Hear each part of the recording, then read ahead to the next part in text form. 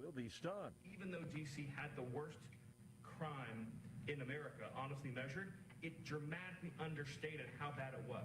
There's even accusations that murders and homicides were reported as accidents instead of murders.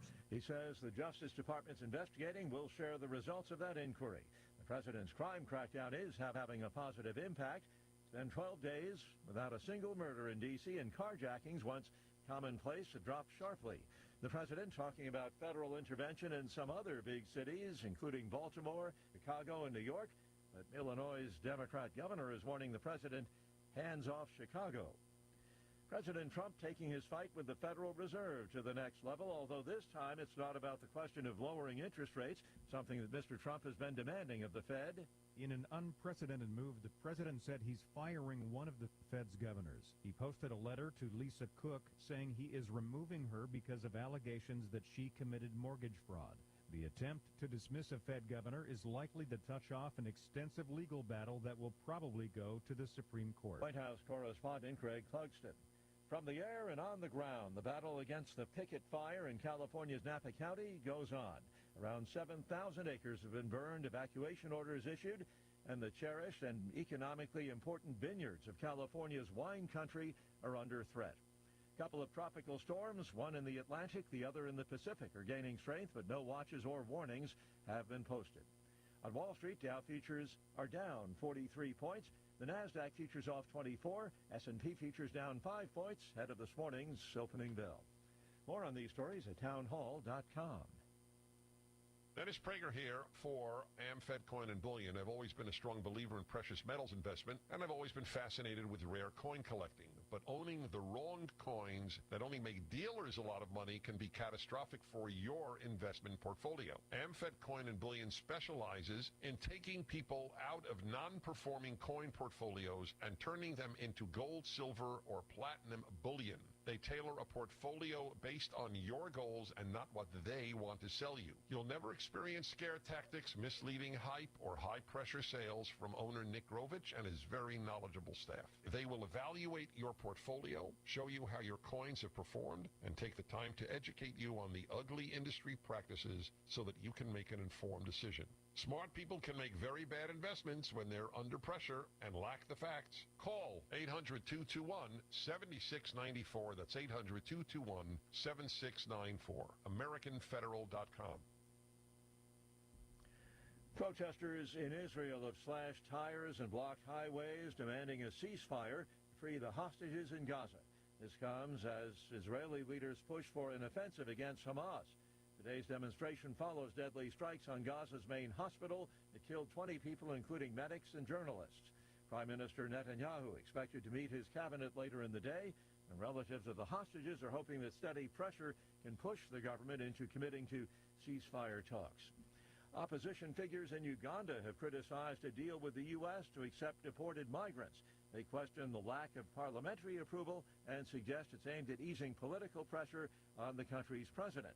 Ugandan officials have shared few details, but have said they prefer deportees of African origin without criminal records. Still, the U.S. is processing Kilmar Abrego Garcia, the Salvadoran national, for deportation to Uganda. News and analysis, townhall.com. Elon Musk is suing OpenAI and Apple. He's alleging anti-competitive conduct. The complaint follows through on a threat Musk made when he accused Apple of unfairly favoring OpenAI and ChatGPT in the iPhone's App Store rankings for top AI apps. Musk's new lawsuit details a litany of grievances in an attempt to win monetary damages and a court order prohibiting the alleged illegal tactics. Some of the allegations echo an antitrust lawsuit filed against Apple last year by the U.S. Department of Justice. OpenAI has countered with a lawsuit against Musk, accusing Musk of ongoing harassment. I'm Lisa Dwyer. President Trump's directing the Justice Department to prosecute people for igniting civil unrest by burning the American flag. The president argues that flag burning, when it incites violence, deserves a 1-year jail term. More on these stories at townhall.com.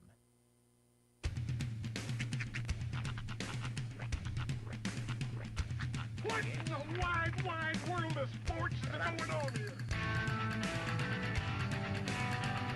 I promise you, whatever scum did this, not one man on this force will rest for 1 minute until he's behind bars.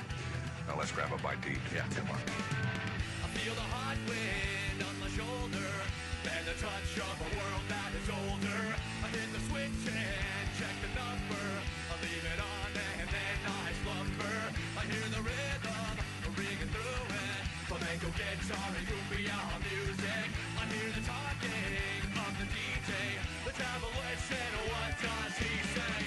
I'm on a Mexican radio. I'm on a Mexican world radio. Broadcasting live from high atop the J.P. White Building in downtown Roswell, New Mexico. It's Mornings with Mike Winters on 106.5 Roswell's Talk FM. Is that what I sound like when I talk?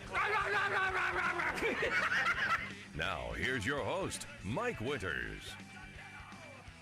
And good morning, one and all. Welcome to Mornings with Mike Winters. I am he. That would be me, Mike Winters. Happy Tuesday, everybody. Ah, yes, Tuesday, the two-est of days. It is.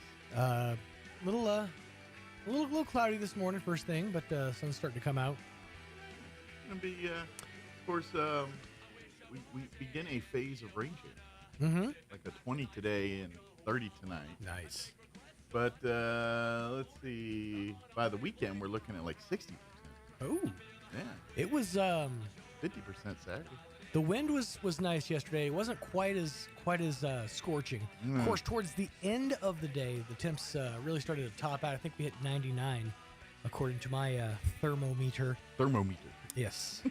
Thermometer. It measures therms. O's. Therms and O's. But yeah, I'm looking at this, and Wednesday they don't talk much about rain, but yeah, today, Thursday, like a 20%, 20 on Friday, and then Friday night, like a 50% chance of rain. Ooh. Foosball might be bringing a rain jacket for foosball. We don't have the Wool Bowl is. It's true. There's no games in this week. I'm going to take a stab that Artesia and these areas will also be in some kind of rain chances as well if we are. So yeah. Clouds are in the area. Yeah, so could be a moist Friday. Mm-hmm. Then again, it could not be.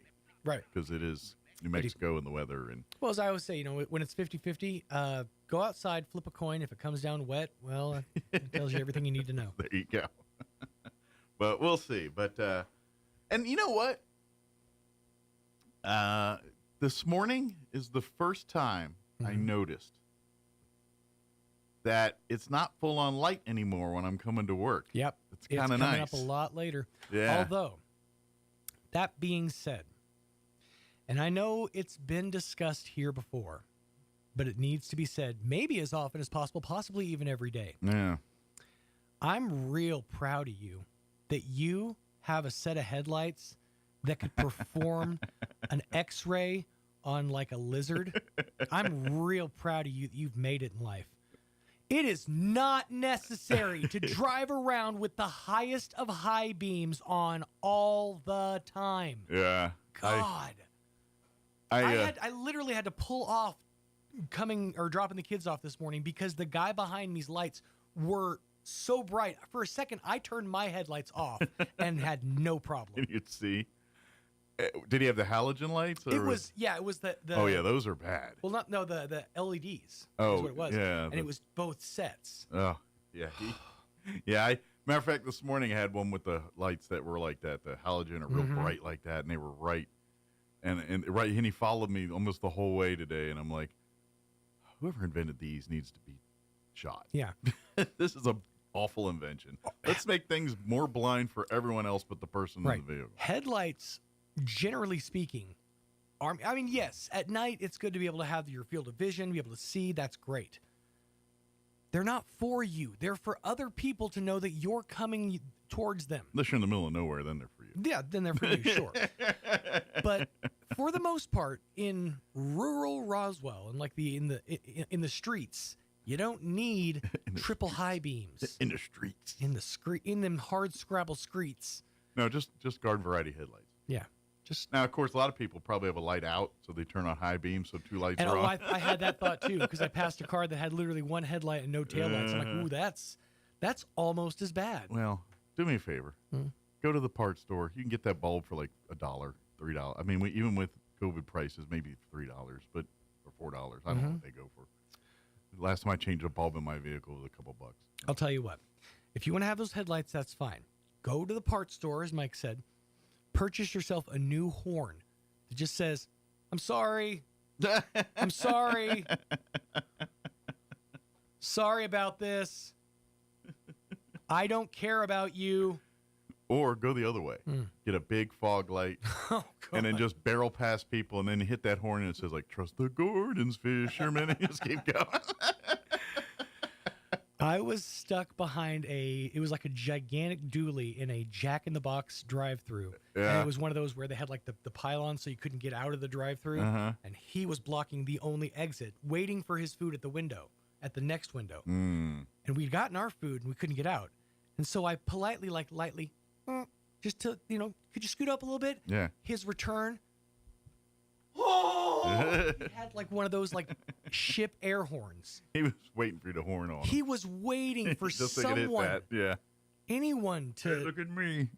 to Although, antagonize him. On this particular situation, I blame Jack-in-the-Box staff for not properly navigating their customers through the parking lot. Yeah, I would agree. Or But that guy's a douche. whoever designs drive-thrus for making them inexitable. What's that about? Well, they probably designed it before Jack-in-the-Box decided that they're going to park everybody before. You know, how, like back in the drive-thru days, they never did that to us. Right. Now it's expected.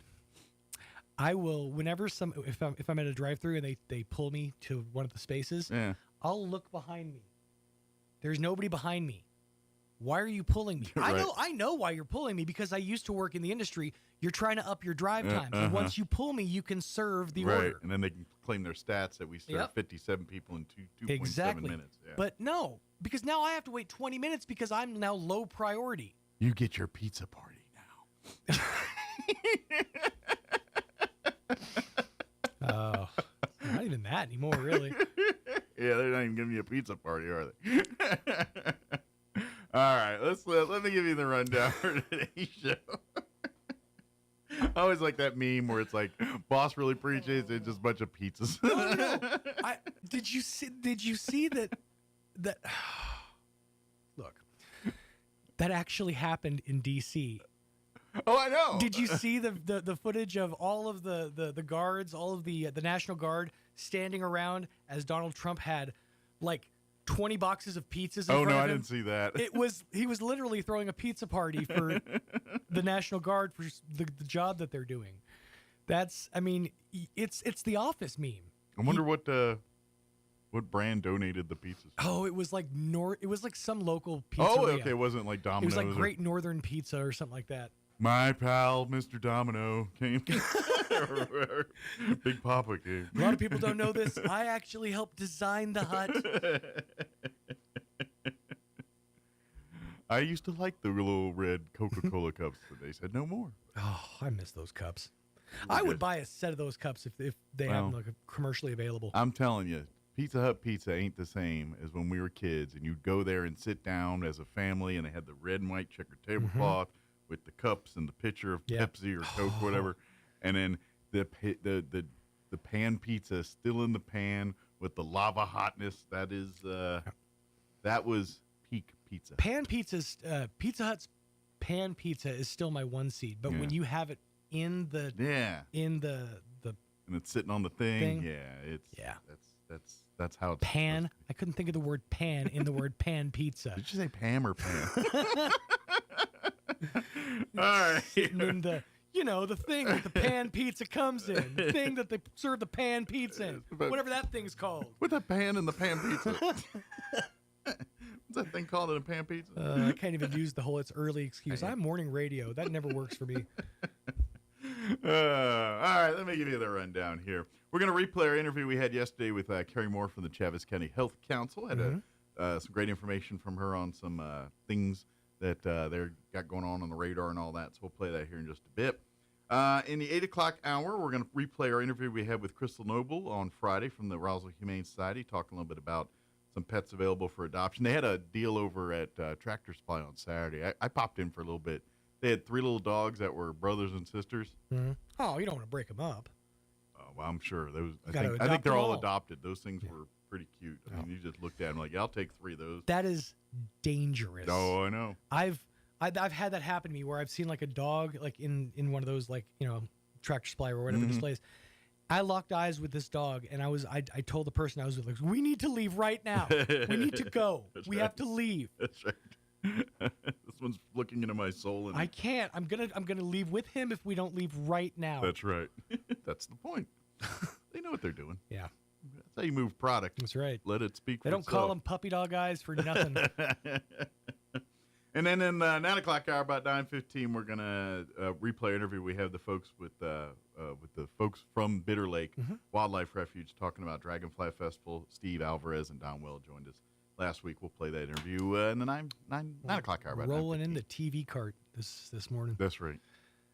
Also, at any point in this morning, I am now a expert in all things Raja Jackson and the Knock X wrestling story. All right. So if you have any questions that you need filled, I've got your info. So many burning questions. So many.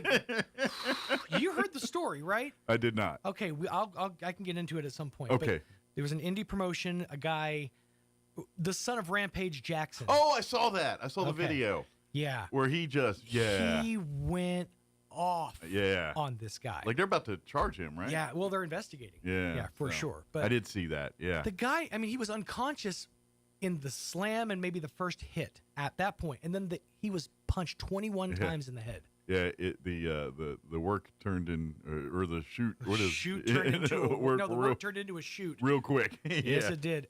Much love, HH Kiss. Yeah. All right, 7:17. Here's your weather. I'm meteorologist Steve Hamilton with your Pecos Valley weather. The monsoon is picking up a little bit, and we may start to see some showers and thunderstorms coming back on Wednesday, but for now we'll stay sunny. Afternoon highs 90 to 95.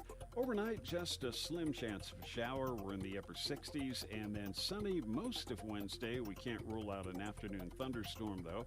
Our high should be in the low 90s. I'm meteorologist Steve Hamilton, and that's your latest forecast. Thank you, Steve. Currently 66 degrees here in Roswell. Humidity's at 87% with winds out of the north at 6 miles per hour. Like I said, there is slight rain chances for the next couple days, except for tomorrow.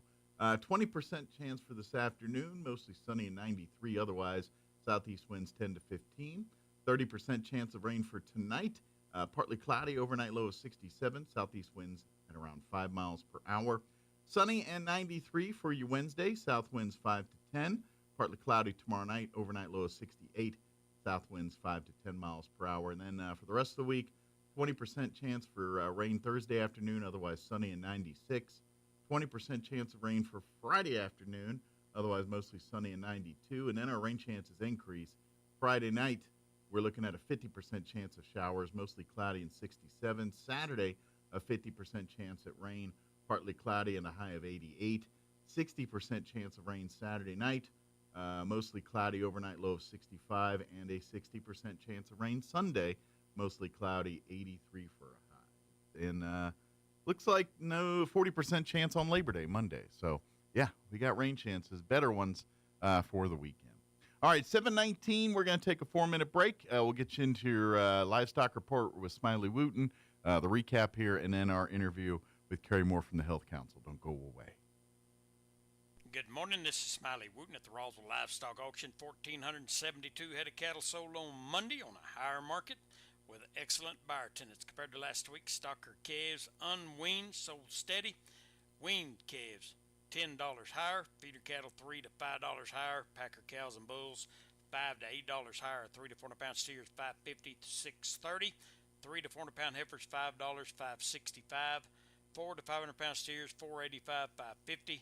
4 to 500 pound heifers $4.32, $5. 5 to 600 pound steers $3.97, $4.85.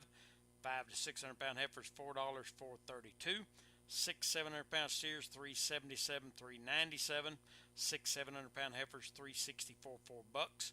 7 to 800 pound steers, $360, $377. 7 to 800 pound heifers, $307, $364. Packer cows, $177 to $190. Canner and cutter cows, $168, $175. Packer bulls, $2, $212. Feeder bulls, $180, $187. Top half the cow calf pairs, $3,200 to $3,750 per pair.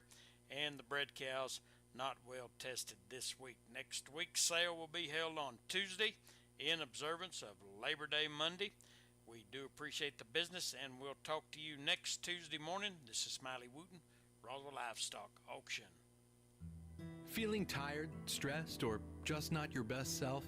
You can discover a new path to wellness with Roswell's functional medicine specialists. Our expert team uncovers the root cause of your health concerns, creating personalized plans to restore balance and vitality. From nutrition to lifestyle, we empower you to thrive. You may have noticed that traditional medicine treats your disease, but functional medicine aims at reversing your disease. We don't stop until you're optimized. Other doctors may say your labs are in the normal range. We strive for optimum in your hormones, your energy, your drive, emotions, and metabolism. Visit Roswell Medical Clinic at 111 West Hobbs or call 575-623-3311 to book an appointment. Take charge of your health naturally. Feel the difference at Roswell Medical Clinic. Drive into the sunset during the end of summer sales event at Roswell Nissan. Now through the end of the month, get 0% APR for up to 60 months on a great selection of vehicles, including all 2025 Nissan Murano, Rogue, and Pathfinder. Find huge savings on the pre-owned lot too. And every vehicle on the lot has undergone a multi-point inspection, so you can rest assured knowing your next ride is ready for whatever the road of life throws your way. The end of summer sales event on now at Roswell Nissan, 2111 West 2nd.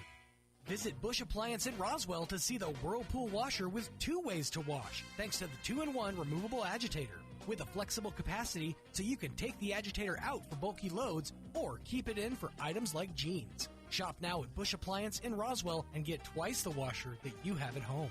Who you gonna call? Bush Appliance in Roswell. Stop by 111 West Country Club in Roswell or call 575-622-6390. At Martine's Capital Cafe, come in and enjoy a delicious variety for breakfast, lunch, or dinner. Try our burritos, huevos rancheros, asado, chorizo, sausage, flantas, fajitas, chili rellenos, quesadillas, enchiladas, sopapillas, and don't forget their award-winning green chili cheeseburger and so much more. Everything is prepared with the finest and freshest ingredients. Martine's Capital Cafe. Quality, value, tradition, and the most delicious New Mexican food since 1989. Open Monday through Saturday from 6 to 8:30 p.m. at 110 West 4th Street in Roswell. Here's a Mornings with Mike Winters fun fact. 47.2% of all statistics are made up on the spot. Is this true? I'd say chances are about 50%. Here's Mike Winters. Studio this morning from the Chavez County Health Council. Carrie Moore back with us. Good morning. Good morning. How's life in your world this morning? Busy. I love the fall. It's always busy. Like everything gets new programs and things that were kind of take summers off all start firing back up, and then it's just a busy time of year. Yeah, it was kind of weird because last year being my first year with the Health Council on a full blown scale, right? I didn't know what to expect. So every fall we're always just busy. Everything's pumping out, and then the winter hits, and it's just like, okay, well, we don't have a whole lot going on. So we'll just kind of mellow out. And then it's hit again because now you're back in planning processes. And so the spring is just hard and fast and heavy. And then the summer comes and it's like nothing again. It's well, I say that, but that health expo takes a lot to put together. That is a Herculean effort, and takes yourself and all the volunteers with the Health Council, all hands on deck to pull it off. And they do a great job, just like this year, another successful health expo at the mall this year. And despite new obstacles or new pieces in the puzzle, another great event. So, and actually, I think this one was our biggest turnout since we've had it in the last 7 years. So So we're going to do it in more public places. Like it's going to be, we're going to spin the wheel, but it's going to be maybe at your house. We're going to do a raffle, and it could be somebody's house. It's going to have to be a really big house. And this year's will be at the Johnson home. Let's go. And the Johnsons have a pool. That's right. They got a Blackstone. All right, we'll be all right. There we go. How many bathrooms? 2? Yeah. We'll put some porta potties on the front but yard. But not just any porta potty. We want the refrigerated trailer porta potty. Exactly. Because it's the summer, it's hot. And you got to be healthy. Right. And if you're hot pooing, then it's not. Oh, you always have to take it one step too far. I do. I draw the line. So, but anyway, but I kid, of course. But yeah. So it does take a Herculean effort. But I understand exactly. There's that ebb and flow, that hurry up and wait type mindset where it's either oasis, dry desert, or it's a hurricane going on. Yeah. Well, and since we are kind of like funded through, we have a grant through the Department of Health, so we always ramp everything up in July. Sure. To start planning and processing and trying to get everything together on what it is we're going to do for the year. Sure. Well, that's plus when we go back to the fall, that's when people connect with people again. So now it's a chance to get with families and kids. And all right, how's your health? What are you taking care of? Is all your needs being met? What can we do to do that? Yeah. Well, and speaking of kids, this year we created the very first ZAG business fair. Yeah. Which is going fantastic. We had we did our first meeting this past week. Yeah. We had 22 kids show up. We did a full presentation on how to create a business plan, how to do your marketing, product development. These kids' brains were just the wheels. You could see them spinning and turning, and they're like, "Oh wow!" And they all came in with an idea what they thought they were going to make. That's what I was going to ask you. Is like when these kids came in, did they kind of have a product in their head or a widget or whatever? They had an idea, and then when they left, they're like, "Okay, no, we got to redo this." Because, just like regular competition, you don't know what your neighbors are going to do. Sure. And so it's like if everybody's does the same product, nobody's going to sell anything. So you got to get creative on it. And there was some wheels turning. It's just like the Health Expo. We can't have 12 food stands all selling breakfast burritos. We got to mix it up a little bit. Exactly. Yeah. So next week, which is, I guess, this week. Boy, where did the time go? Pretty soon it'll be last week. I know. So this week we're doing our Shark Tank. So the kids actually are going to come and pitch their products. presentations. Okay. Yeah. So do you have like your panels like one kind of mean one real nice one, kind of like the actual Shark Tank? I told them I would be in there, that I was not the mean one, and then I said I'm lying. I am. Yeah. But no, what we're going to do is we're going to use our sponsors. Okay. They're going to be our panel. Gotcha. And so the kids will come and do the presentations to them, and then we'll go through and evaluate it. One of the things that we decided to do differently was when I was researching business fairs for kids, it was basically, give me $25 and we'll give you some space so you can sell stuff. Gotcha. So it was kind of like a racket, right? They weren't teaching them anything. They weren't doing anything. They were just collecting money off It's like the you're kids. given an opportunity and you run with it or sink with it, and probably because you know nothing about this, probably going to sink with it. Yeah. Right. So we decided to do it the other way. We were like, okay, well, we'll get the investors. And so when they do their pitches, people are going to invest in their companies. So they'll get startup money. Yeah. And it's real money. It's and real. It's going to be real money. Yeah. It's kind of like the Easy Bake Oven. They get a real cake at the end. Right. Yeah. We told them, it's up to $100. It will vary depending on what your product is and your pitches. So not everybody's going to walk out with $100.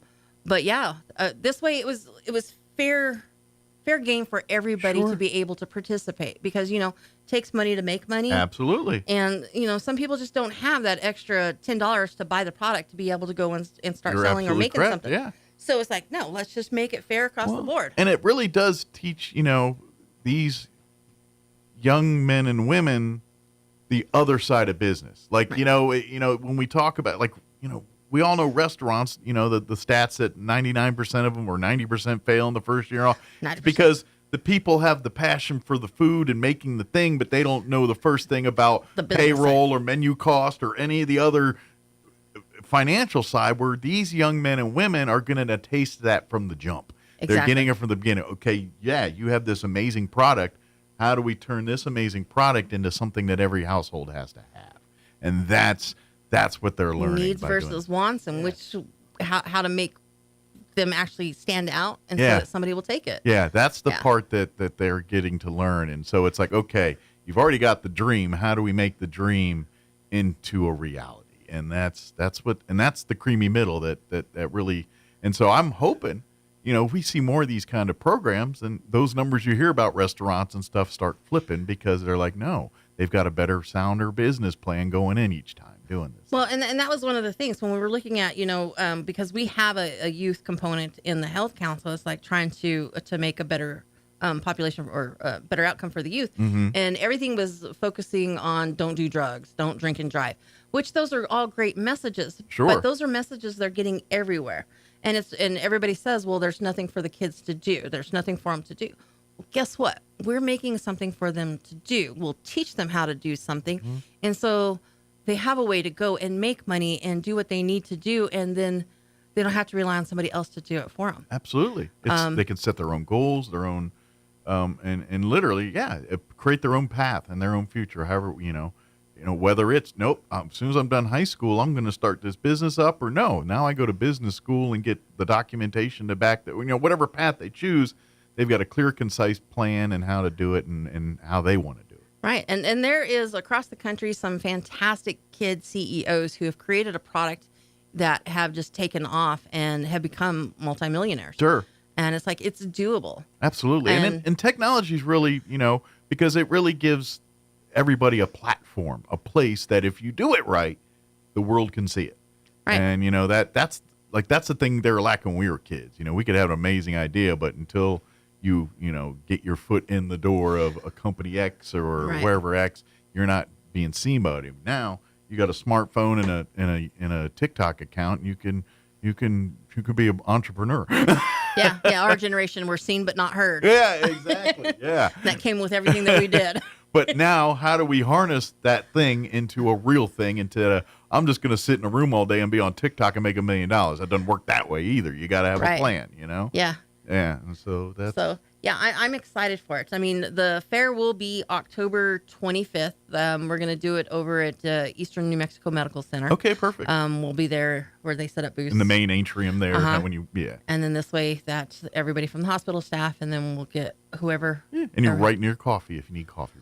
We always need coffee. Hop, skip, in a frolic over to the coffee thing. Yeah. There's always a need for coffee. That is not a want, people. It's a need. Especially when you're going to have a bunch of young, energetic kids. That's going to be a lot of energy that, quite frankly, people our age don't have anymore. Right. So you need a coffee.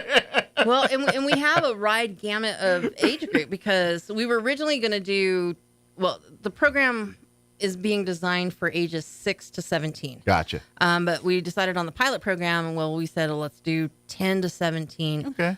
This way, the younger kids, we didn't have to do so much hands-on because it was going to be so fast and furious trying to get it through. There's a bigger learning curve for some of those. Right, but younger. we ended up with 2 9-year-olds. Okay. And, these are 9-year-olds who had already had kind of businesses going on. They've already dabbled a toe in the world here right. a little bit. So it's like, we have the space. Go ahead. Sure. So, it wasn't taking space from anybody else. Yeah. It was just some extra space we had in there. It's like, so it's 9 to 16 is who our group is this year. Wouldn't it be kind of cool if one of these students end up like on actual Shark Tank with their product at some point, So I made every single one of them sign in, and I said, it's because I need your signature. Yeah. And they're like, well, I don't know how to sign my name. It's like, it doesn't matter. Well, I haven't sold anything. It doesn't matter. This is my rookie card, man. Right. I've got the rookie signature. That's right. Yeah, just in case. This is going to be worth way more than anything else. I opened my Fortune website because it won't be magazines anymore, of course. Right, and then you're on the digital cover of the digital website there. That's what I'm waiting for. I knew him before he was. That's right. Now when there's a car named after you and everyone's got to have one, then right. I knew you then. Yes, I'm the one who started his career. That's right. And all the accolades that go with it. And I hope you do like the old school Don Knotts, like Barney Fife style, where he's like, yeah, I'm the reason that person's big. You know how that Barney Fife character always, like when they start bragging, he'd do that big. No, I don't. Oh, watch it. That's the move. you know about Barney's about to peacock off here because he starts doing that. Well, bye. That's something that stuck with me my whole life as a kid. If I'm about to peacock, I do the Barney Fife. Okay. I'll have to go watch some Mandy Griffin.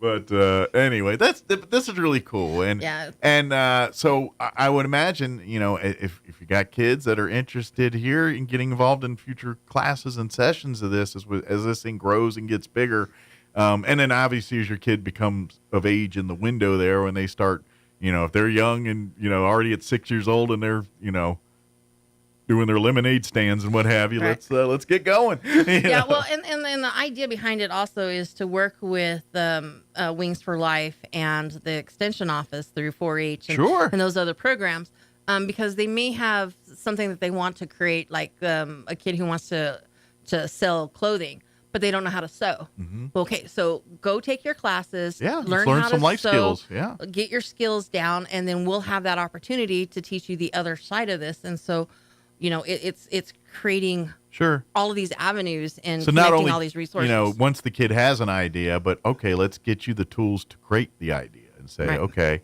do you like sewing? Do you like this thing? All right, well, let's teach you as much of this as possible.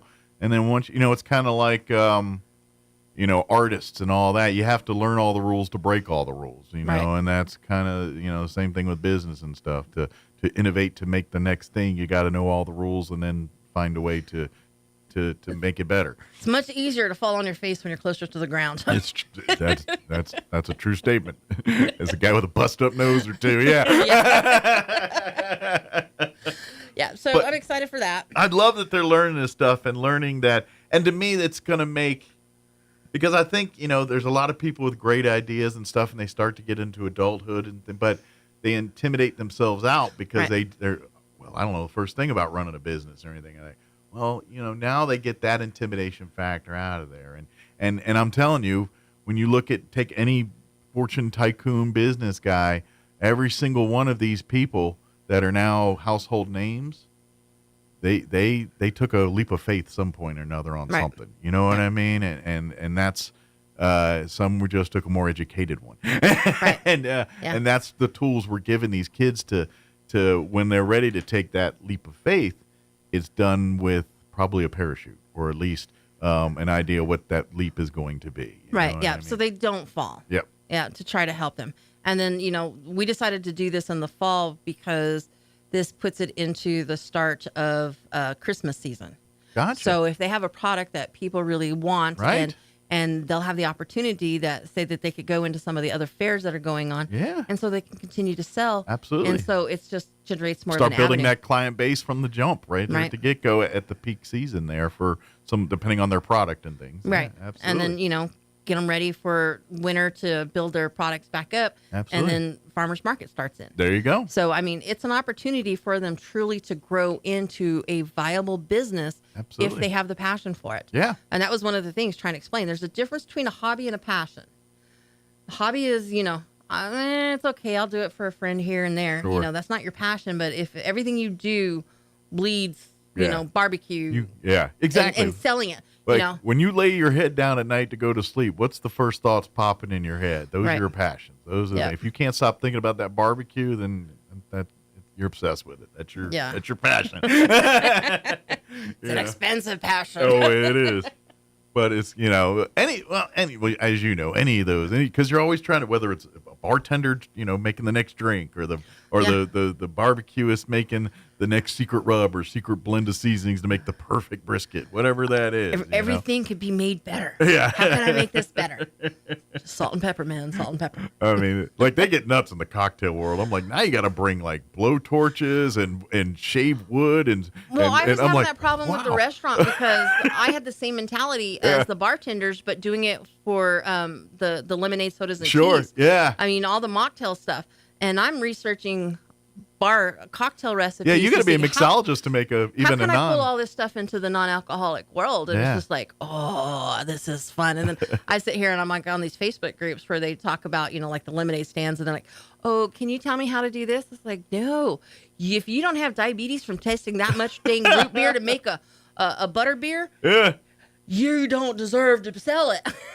I got to ask, not health council related here, but if you were just talking, I just so happened to see Andrew Zimmern, the celebrity chef. He did the Bizarre Foods, and that guy, I'm talking about. I was seeing something he did on social media. He's at one of the state fairs. I'm not sure which one of the big ones, Minnesota, or I'm not sure which. Dallas probably. Yeah, Dallas is kind of the foodie one. Yeah, he's at one of those, and he's trying foods and talking about them. But I had to catch one of his videos where he tried this iced tea. And it had dill pickle in it. It was a dill, and he said, don't knock it till you try it. It's really good. Have you played around with dill and tea, and is that work? Not with tea. I did pickle lemonade. Okay. And you fall on either side of it. You either love it, okay, or you hate it. Gotcha. I am not a huge pickle fan. Yeah, so you're not. So I was not on the love it and side. I'm one of these middle of the road pickle people. Like, I love a good dill pickle, but I ain't being Sonic and drinking some pickle drink and eating pickle tots, and then Their whole pickle eating meal? a pickle with a pickle flavored pickle on the pickle, and you're like, Yeah. oh, that's a lot of pickle, man. I don't even eat. I don't eat the pickles with like a sandwich when they would put the spear of pickles on it. Yeah. I don't eat that. No? I will eat pickles if it's like in a burger or something. Gotcha. Like if Mickey D's puts their pickles on, you eat it. I'm fine with that. I don't crave. Go get me a whole pickle so I can run around and I kind of look at that little pickle as a treat. I'm like, ooh, I got a pickle. It's extra. It's like the chips are supposed to come. The pickle's like a extra. Yeah. Well, and we would keep all the pickle juice. Yeah. And then we would freeze it and make pickle granadas, and that would sell extremely well in the summertime. And it's just like, ugh. My wife used to tell me, like, as a teacher, one of their biggest little fundraisers, they'd sell the little quarter pickle cube pops or whatever to the kids. I'm like, ew. You sell it twice. You buy the bucket of pickles, you sell the pickles, and then you sell the frozen pickle juice. Yeah, they said that was, and it was very popular. And I'm like, yep, y'all have weird treats. Throw a little tahini on it, and it's even better. Yeah. Wrap it in some chamoy. I grew up in like orange, red, or purple. I don't want the skinny one. That's right. I want the double stick one. Right.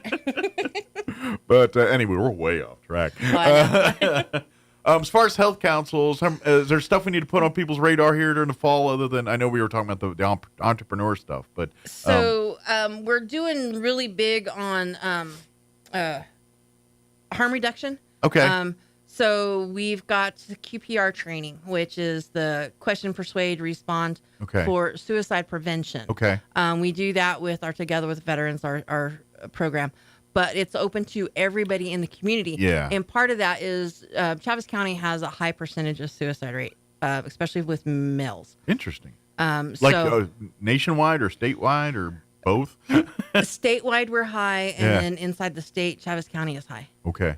All right. So we're trying to help reduce some of that. And so trying to train and teach the public on how to recognize those that might be suffering is what the QPR training is. And we're doing QPR training quarterly. So our next one is set for November 15th. Okay. And then you can call 211. Get the skinny on that and get the RSVP information and get all signed that up kind for of that. stuff. Yep. Yeah. It's so important. It's a skill set that I hope you never need to have, but you'll be thankful you had it if you do. It's a great thing to have in your pocket. Yep. And it's a very intense program. It's 3 hours and has a lot of emotions and fillers in it. I left crying. I spent the entire thing crying. But, I had a brother who died from suicide. Okay. And so it hit really close to home. And my father actually died from suicide, wow. too. So, but my brother, and that's been, 20 years now. Sure. Since he's been gone. And it hits hard for me. Well, and this is kind of where we get into this thing. And, family history does play into some of this stuff. It just does. And so that's why it's so important to be informed on these things. Like I said, I hope to God you never need it, but more than likely as you come across, and who knows, maybe it'll help yourself. Right. Maybe, if, maybe, some mental health and seeing your own decline is, self-awareness is a big one. Is a huge part. Yeah. And if you know the signs, and even if you're in denial a little bit, at least you can, when someone does say, hey, you're kind of like, I've been arguing this battle in my head for a month. Someone saying it to you outside of your own head is probably the thing you needed to get. Well, yeah. And, sometimes, sitting in that training, you might all of a sudden go, oh, wait, this is all me. Yeah. It might hit very close to home. Yeah. Thinking, this is, because that's, mental health starts with yourself. Right. Every single time. You got to take care of you before you take care of your loved ones. It's just because there's too much evidence to prove it doesn't work any other way. It just doesn't. And that's it. So please, when November 15th hits, please make a point to attend this. Obviously, if you've got personal connections with stuff, please make plans to attend. But even if you don't, everybody if you've got family, which all of us hopefully do, then this pertains to you. Yeah, our last training, we had a big group from the Joy Center.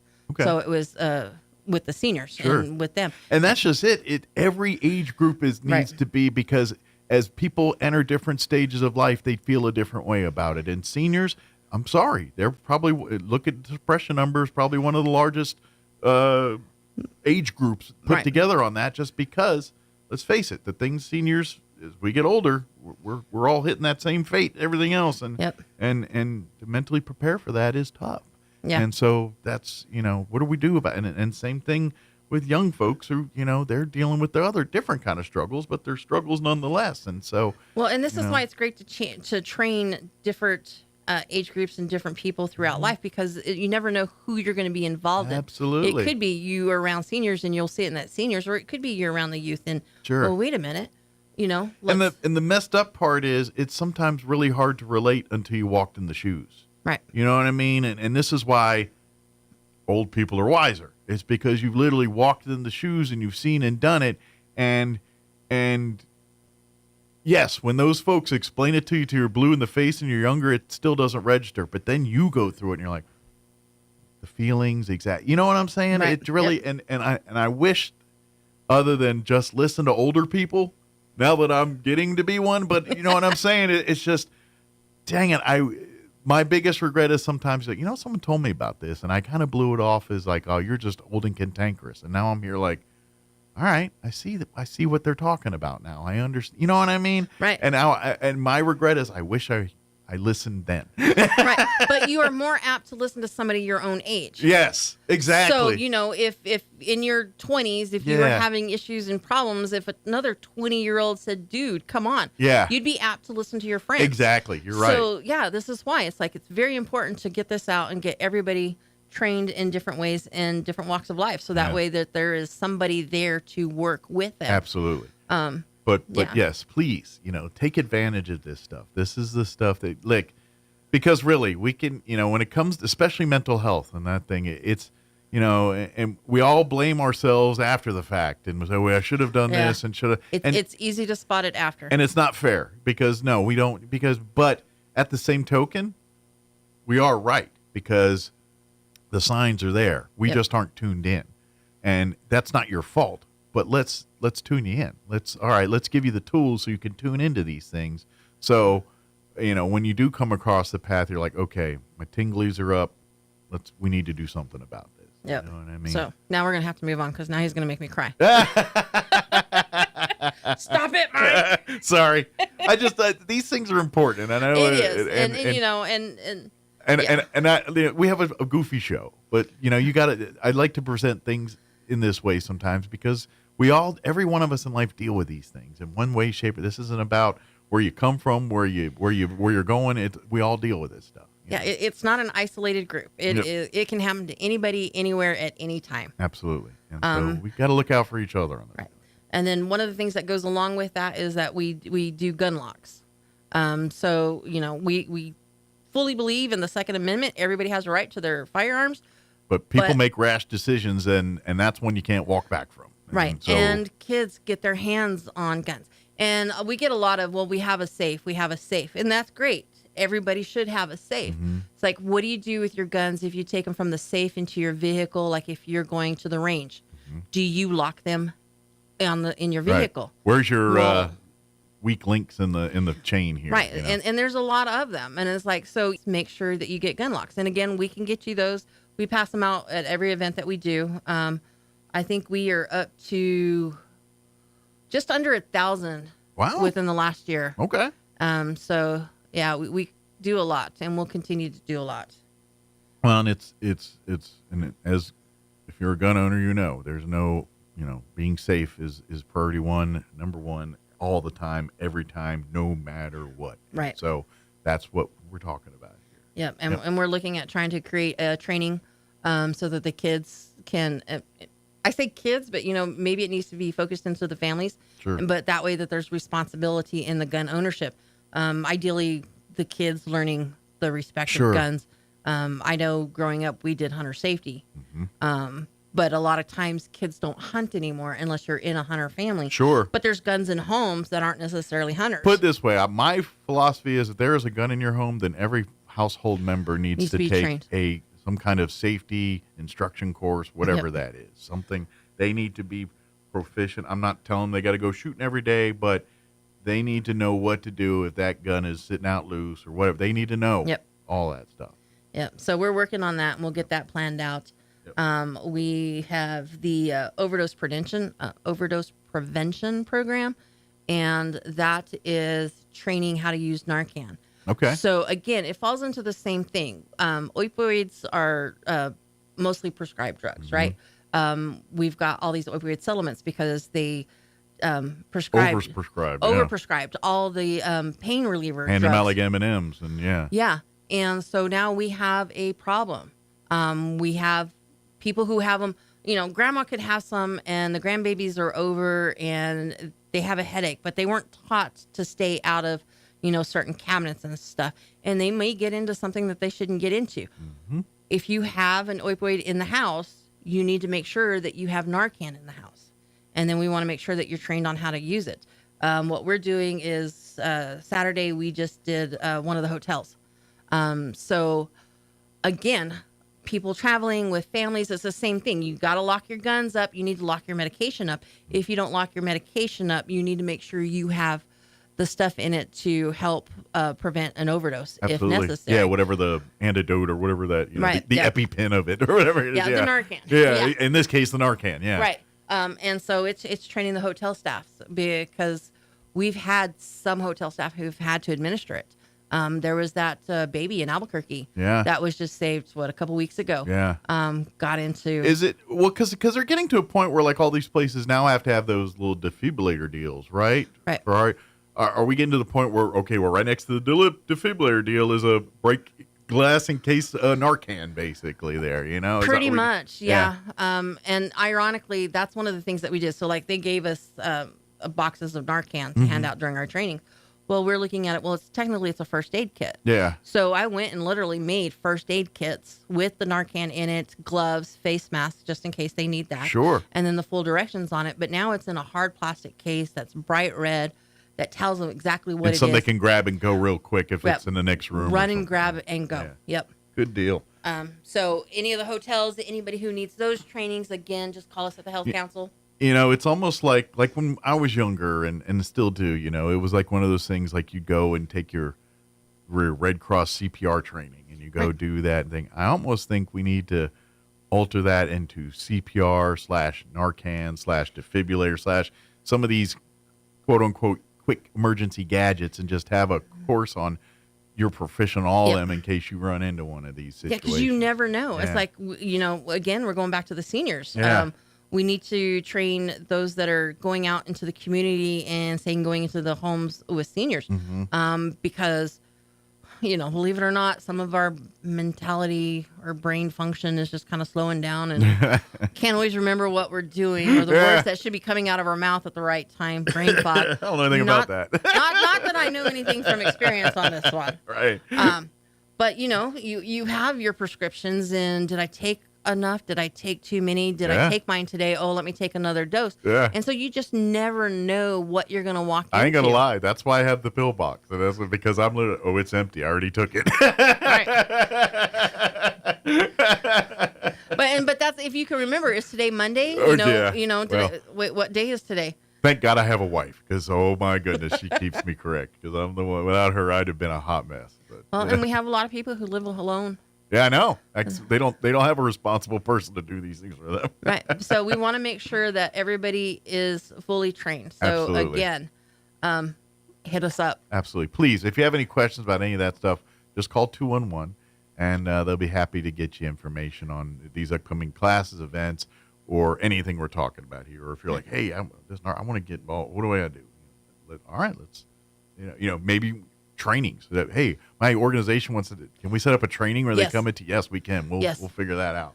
And and if it's something that I didn't talk about and you're needing some kind of training, you can always hit us up too, because one, if we don't have the capabilities of doing it, maybe we know who can do it, Absolutely. and we can coordinate those efforts, because that's what the Health Council does, Absolutely. right? You're the we see what resources are available in the community, and then we try to make sure that everybody has access. Provide a to platform for everybody to act, Right. or as many as possible here, and if it's basically, you know, it's the beehive of ideas, and what I mean by that is if someone has a good idea and then you find out about it, all right, let's spread the word, and let's, you know, if that's a great way to fix this issue, you know, it's kind of like with the flooding and all that, with Right. the resource thing, you know, that's the modus operandi for the Health Council all the time, whether it's floods or whether it's how do we get Narcan into every business it needs to be into, you know Right. what I mean? Yeah. And people trained on how to use it. Right. You know, that's the other caveat, and people trained on how to use it. have to be trained, you know. And then, you know, one of the things that we put out, which came out at the Health Expo, is we have the Chaves County Resource Guide. This is a great piece of document. It's like 25 pages of nothing but resources inside the community. Yeah. And it's still missing a ton. So I printed 5,000 of them. If I go through that, then I'll print another 5,000. We'll have the added some of the added entries in the new edition. Yeah, because my copy is getting It's going to be like updated. It's going to be like getting the Yellow Pages phone book every year. You know Right. what I mean? And you know, right now it's like this, but like next year's it'll get a little thicker. Pretty soon you can boost your kids on this thing. and it's available on our website, so you don't even have to have that. But if you need it, Right, call the us. We digital can tell you how version. to get a copy Well, of it. and to be honest, this is because the people that need this most probably are people that are more apprehensive to do it online. They'd rather pick up a book like this. Yeah, we definitely have a group of people Yeah. that touch stuff. We grew up with TV guides, and we didn't know it was on TV till the TV guide showed up. As long as we still have a viable newspaper, there are people who need to touch and feel print. Exactly, exactly. And you could tell by it because their hands are always blackened from the newsprint. Yes. And then as the Health Council goes, we have our monthly meetings. We're doing it a little bit different. We are picking a topic every month. Okay. And then we'll do presentations on that topic. So we'll have 2 speakers Okay. on it. So this September, we're going to do food. So we'll have 2 entities who are going to come in and talk about our food resources. Okay, perfect. And then we'll map it out. So that way we know who all is providing food and different resources throughout the Excellent. community on it. So that's kind of new on what we're doing on kind of that. creating a network here and Yep. kind of a, you know, starting up a roster for, Yep. you know, these types of things. Perfect. So, That's Health what the Health Council. Council does. Yep. Any questions about anything we talked about, 211. If you got your future little entrepreneur, please reach out. Let's see what we can do to maybe get them started into some of this stuff. And then, of course, resources for anything, the Narcan, Gun locks, suicide prevention, suicide all prevention. this stuff. Please, please, please, 211. Call, reach out. Yep. And if you're looking to volunteer, if you're looking to get involved in stuff, Health Council's got a lot of opportunities for you to get involved. So Most to really, definitely. to really benefit the community. So Gary can take a little time off every now. Yes, because I can't do what I do without what you do. Well, she's got to make the next tea. Like we're, you know, the deal, you know, she's got to get back in the lab, you know, and so she can go in there and make the next thing. You know. Yeah. Even if it's for just personal consumption. Thank you, Gary. It is. With your Pecos Valley news update, I'm Jared Sorello. A shooting early Monday leaves a 31-year-old man dead in North Roswell. RPD says officers responded just before 7 in the morning to the area of North Sherman Avenue and 23rd Street. After multiple gunshots were heard, the victim then knocked on someone's door in the 2300 block of North Sherman. The residents drove the man to the hospital, but he later died. The victim is identified as Darren Estephan Johnson, and the gunman is believed to have fled in a car, which was later located by police. However, no suspect information or motive is known. Minute with the Mayor returns today in Artesia. Mayor John Henry will be available for questions about anything going on in Artesia. Stop by Kith and Ken from 8:30 to 9:30 this morning. Minute with the Mayor happens every second and fourth Tuesday of each month at 105 North 5th Street in Artesia. You're up to date. I'm Jared Sorello. I'm meteorologist Steve Hamilton with your Pecos Valley weather. The monsoon is picking up a little bit, and we may start to see some showers and thunderstorms coming back on Wednesday, but for now we'll stay sunny. Afternoon highs 90 to 95. Overnight, just a slim chance of a shower. We're in the upper 60s, and then sunny most of Wednesday. We can't rule out an afternoon thunderstorm, though. Our high should be in the low 90s. I'm meteorologist Steve Hamilton, and that's your latest forecast. Hugh Hewitt is now in Roswell on 106.5 FM KEND Roswell. In the nation's capital before President Trump's crackdown, the president's deputy chief of staff says it was a whole lot worse than we knew. We've uncovered, in the process of uncovering, a massive scandal in Washington, D.C.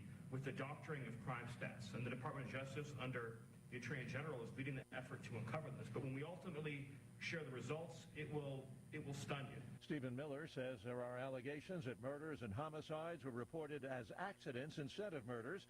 It's been 12 days now without a single homicide in D.C., and the president's talking about federal intervention in some other big cities, including Baltimore, Chicago, New York. But Illinois' Democrat governor is warning the president to keep his hands off Chicago. You're fired. President Trump's message for Fed board member Lisa Cook. She's insisting, though, that she's not going anywhere, and her attorney is promising a court fight. The president's special envoy, Keith Kellogg, says officials are, in his words, working very, very hard on efforts to end the war in Ukraine. But a lack of progress in talks is fueling doubts about whether a peace deal could be on the horizon.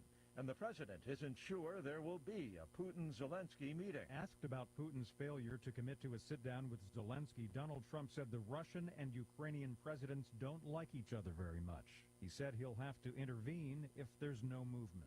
We'll see what happens over the next week or two, and at that point I'll step in very strongly. Following recent meetings with Putin and Zelensky separately, the president had hoped for a breakthrough in peace talks. Greg Clugston, Washington. There is no relief yet from the massive western wildfires, including a blaze that rages in Napa County, California wine country, threatening the vineyards. On Wall Street, the Dow is up 3 points, the NASDAQ 31 points lower. More on these stories at townhall.com. Here's an important message from the Diabetes Solution Center. Do you like pricking your fingers to test your blood sugar levels? No one does, but it's important to maintain your health.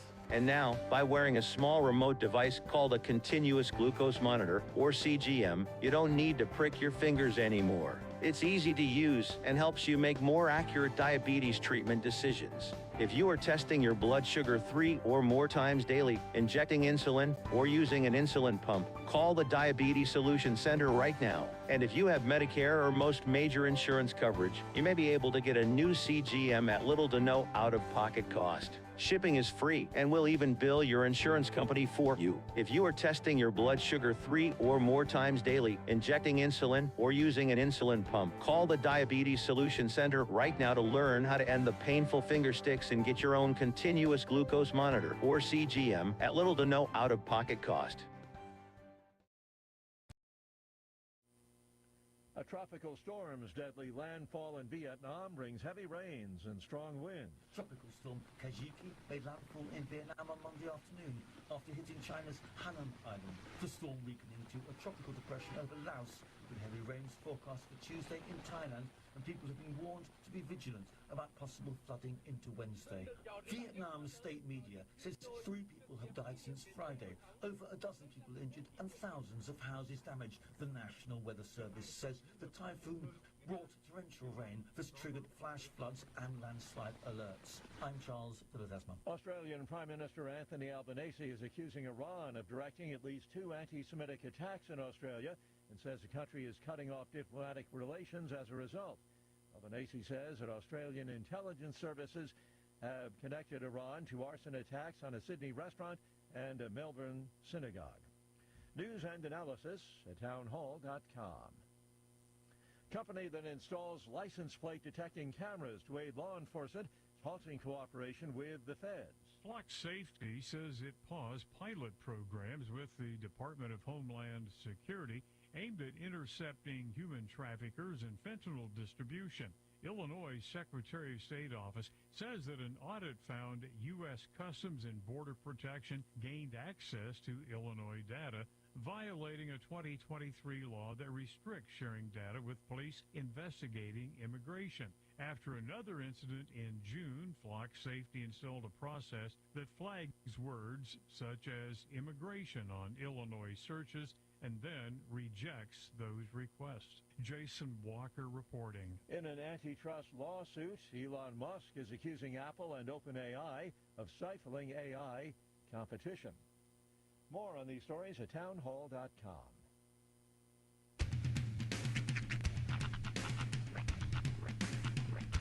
What in the wide, wide world of sports is going on here? I promise you, whatever scum did this, not one man in this force will rest for 1 minute until he's behind bars. Now let's grab a bite to eat. Yeah, come on. I feel the hot wind on my shoulder and the touch of a world that is older. I hit the switch and check the number. I leave it on and then I slumber. I hear the rhythm ringing through it. Flamenco guitar and cumbia music. I hear the talking of the DJ. Let's have a listen. What does he say? I'm on a Mexican radio. I'm on a Mexican radio. Broadcasting live from high atop the J.P. White Building in downtown Roswell, New Mexico.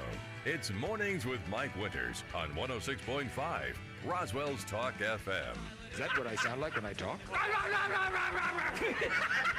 Now, here's your host, Mike Winters. And good morning. It is 6 minutes after 8 o'clock. Welcome to hour number 2. Oh, I gotta turn on the microphone. Of Mornings with Mike Winters, right here on 106.5 Roswell's Talk FM. Happy Tuesday. Ah, yes. Welcome to it. It's full on Tuesday. Tis indeed. Yeah. It's the sun's starting to come out there. It's gleaming quite nicely, but the wind is picking up just a little bit. Yeah.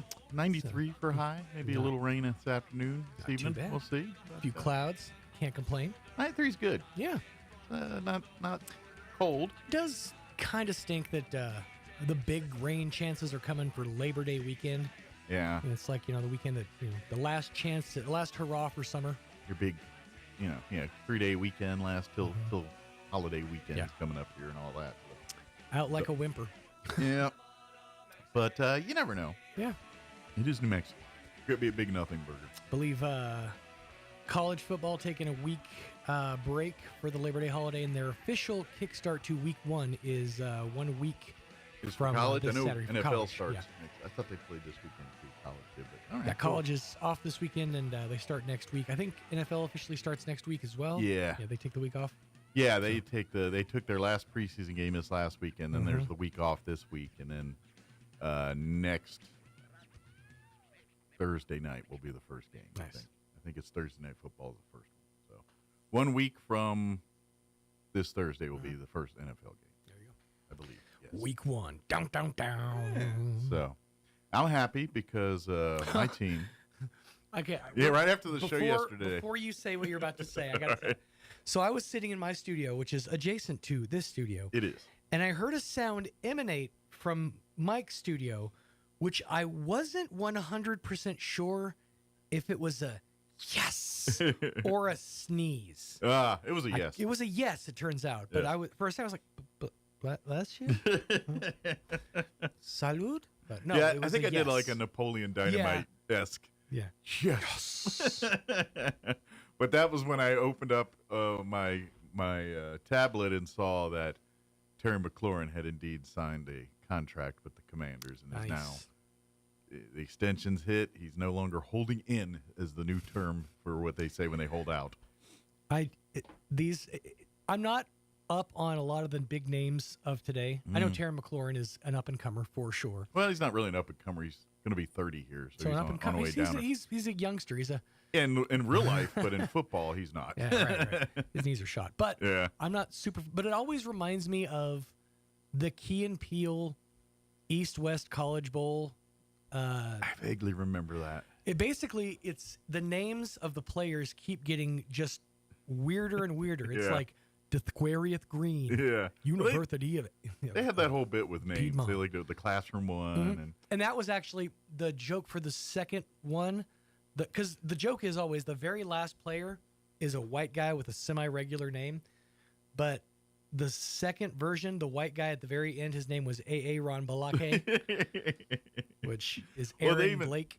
They even carried that bit into when they started doing commercials for, I believe, DirecTV. Did they? Or was it Paramount? I'm not. It was it was either Paramount or Probably DirecTV. Paramount, because Paramount was real big on doing that whole, let's put all of our IP into one commercial and see what happens. But there was a Super Bowl commercial, I think, for Paramount, and they had the Aaron Carey. They basically had an amalgamation of a bunch of their stuff, but one of them was they're literally sitting in the Arctic or whatever in the commercial, and he's doing that shtick with, hey, all right, roll call.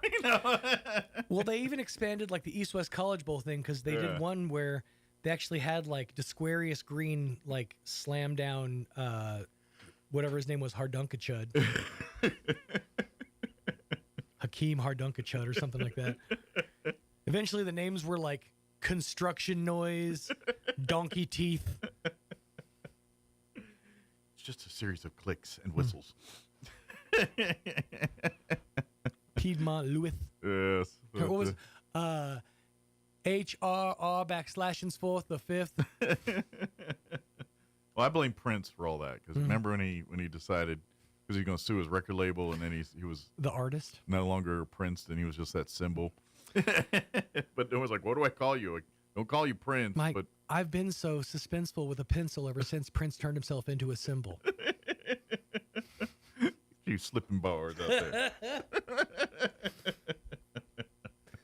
But I always thought that was odd, because then he was the artist. Yeah. Or it was the artist formerly known as Prince. Yeah. But then he just shortened it to the artist. The artist. He was just the artist. Yeah, between him and Snoop Dogg, we could not figure out who people's names were. Between Puffy, Snoop Dogg, Snoop Lion, and Prince. Yeah.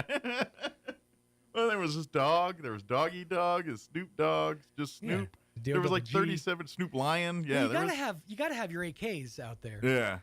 I mean, come on.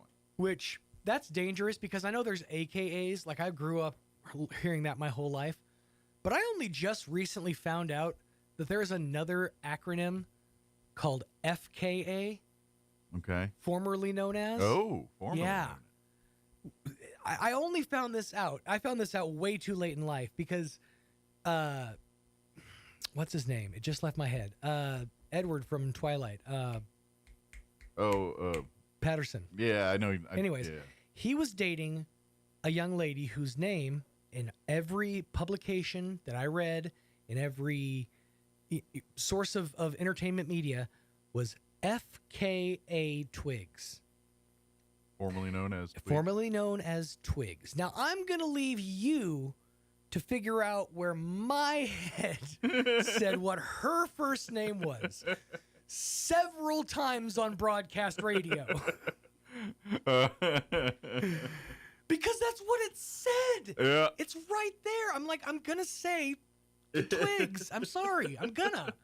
There weren't even periods in between the F, the K, and the A. Like in AKA, there's usually a period, right? You know, to let you know. delineate It's an acronym. Right. For something bigger meaning. Yeah. Like, I didn't know I was supposed to pronounce that as formerly known as Twigs. So what was it before Twigs? I know that wasn't your birth name. I think all these folks need to join the military. If you love acronyms so much, man, that's all we do is acronym. There's acronyms for acronyms.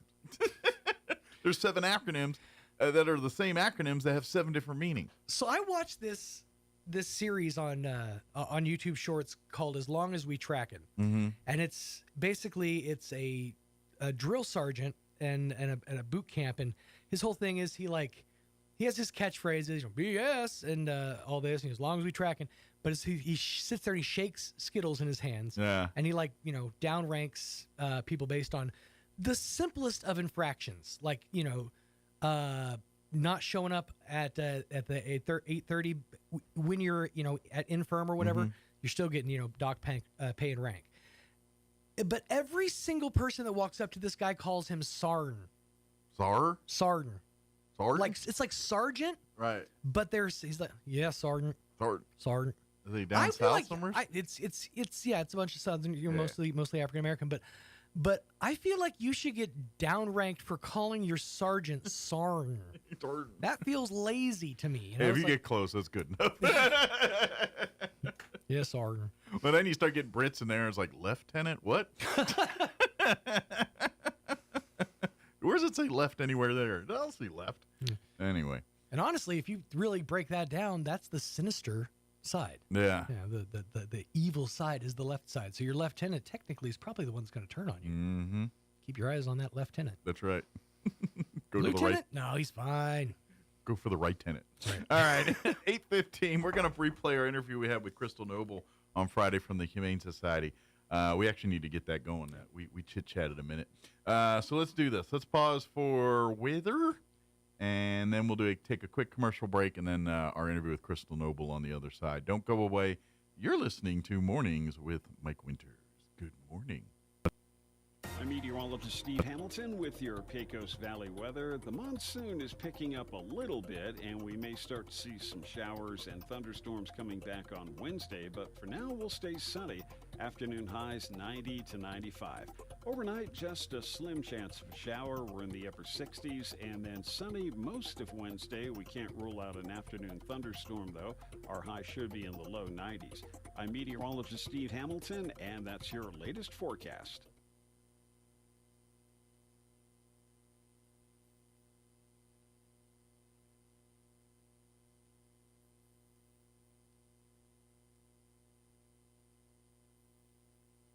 Hey Roswell, trade up to a new Ford or quality pre-owned vehicle for less during the final days of the summer clearance event at Roswell Ford. Right now, save big with clearance prices on new Fords with 0% APR and make no payments for 90 days.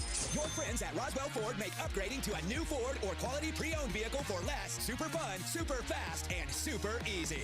If you're making payments on your current vehicle and want out early, Roswell Ford will do whatever it takes to free you from your trade, even if you owe thousands more than it's worth. Worried about your credit? Don't sweat it. Roswell Ford has partnered with more aggressive lenders that will push to approve your credit, even if it's less than perfect. Get huge American-made savings, more for your trade, and a better buying experience. Get on board at Roswell Ford, because we'll do whatever it takes to make a deal. 821 North Main Street in beautiful Roswell. Call 575-623-3673 or online at roswellford.com. 0 APR for 48 months is $20.83 per thousand finance. Interest accrues from date of sale, subject to lender approval on select vehicles. Offers not combined. Attention high school students and parents. Now is the time to make your plans to come visit the most affordable university in the Southwest, Eastern New Mexico University.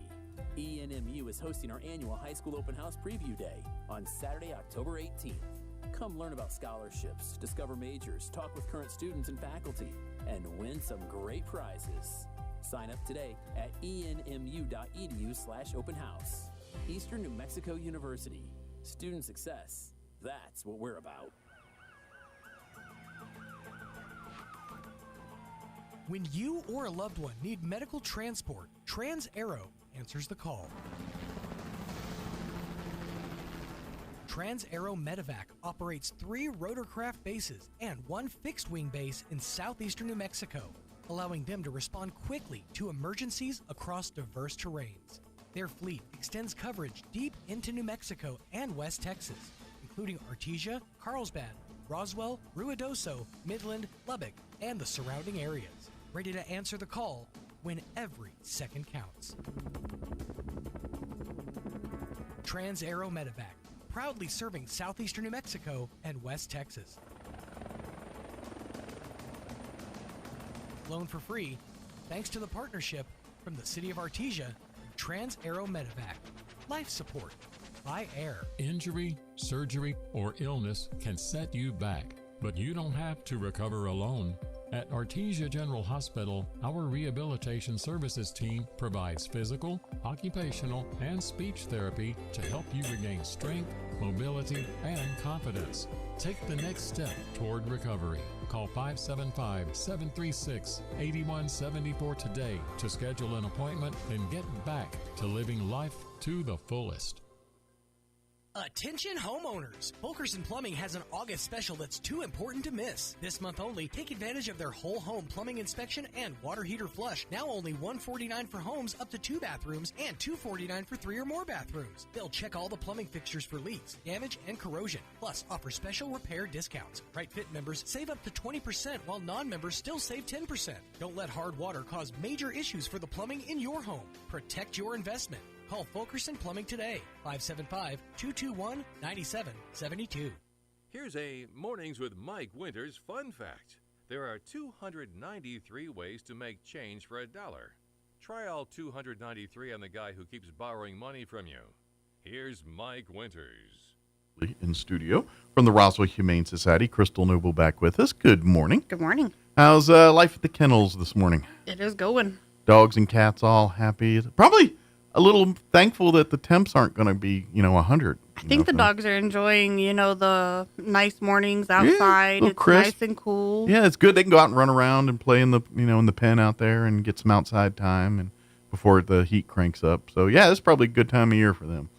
It is. They're enjoying it. Other than the fact that they're not in a forever home. But you know what I mean, as far as, living conditions, pretty good. Right. It's not scoldering at 8 o'clock in the morning. But yes, for folks that do not know, if you just happen to hear, the Humane Society is a rescue shelter that is a no-kill shelter for pets, finding forever homes for pets. They also have a thrift store that they use to support the mission. And when you come and donate items and purchase items, all that money goes back to taking care of the vet bills and the upkeep for these animals at the Humane Society until they find their homes. So that's what they do. So that is what we do. Yeah. And also to raise more awareness of the Humane Society, tomorrow we will be doing an adoption event at Tractor Supply. Cool. From 10 to 2. All right. So you swing on by there to pick up some supplies or just window shop. Come by and visit the dogs. And will you have any cats or just some dogs? No, I'm not going to take any cats out. Okay. Normally, if we're doing cats, I try to keep that just at Petco just because it's a lot calmer in there. And a lot of cats can be very finicky. Yes. Yeah. And you don't really want them running around. Like the dogs, you can keep them in their little pen area and they'll kind of stay there. Whereas the cats, or put them on a harness and a leash and walk them around. Cats, they might end up in the corner in the shelf and hiding in a bunch of bird food seed or They're something. nope, don't want to be seen. Yeah. So we do have some puppies that will be going tomorrow. Okay. They are officially up for adoption today. Okay. They've made weight, basically. They've made weight. They've had shots. Breed-wise, exactly, we're not 100% sure because Mom looked like a Border Collie mix. Okay. And there was a lot of other min dogs in the yard. Okay. But they don't look like Mom. They look like little Yorkie mixes. Okay. But there is some kind of collie in there. Yeah. Maybe but anyway, so look, it's probably going to be a smaller to medium Small, dog. medium, I would say, because Mom wasn't very big. Mom was 22 pounds. And I'm telling you right now, because of its mixed international flair there, it's probably going to be a very smart dog. I'm just saying. And healthier. And a healthy dog. So that would be a perfect family dog for somebody. Very cute, fluffy. We're going to take 3 of them out tomorrow. We do have 4 total. I would take all 4, but we have limited space where we're going to be at, so.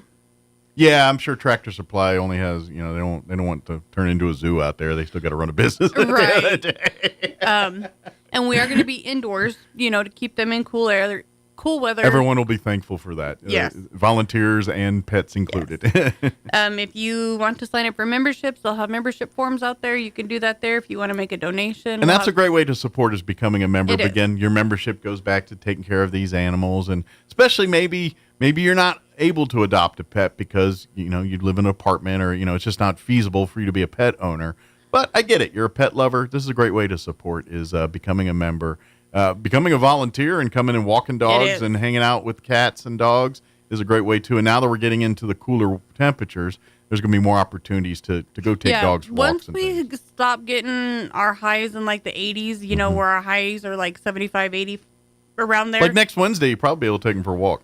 AM or PM. But as long as it's not pouring down raining, I'm guessing. But yeah. Well, yeah. But between those. I'm not going to say no to the rain, though. I'm about to say it. That doesn't stop me. I mean, depending No. on the dog, some love it, some not so much. Right. But as the weather, starts going into the F word that we're not going to say yet. That's right. As long as it's not, above 80, typically walking in the afternoons are going to be okay too. And the reason we don't have anybody come in the afternoons when it's hotter is because, one, you have to go through an asphalt parking lot to get to the park. So it's going to burn their pads. Yeah. 2, we don't want them to get overheated or you overheated.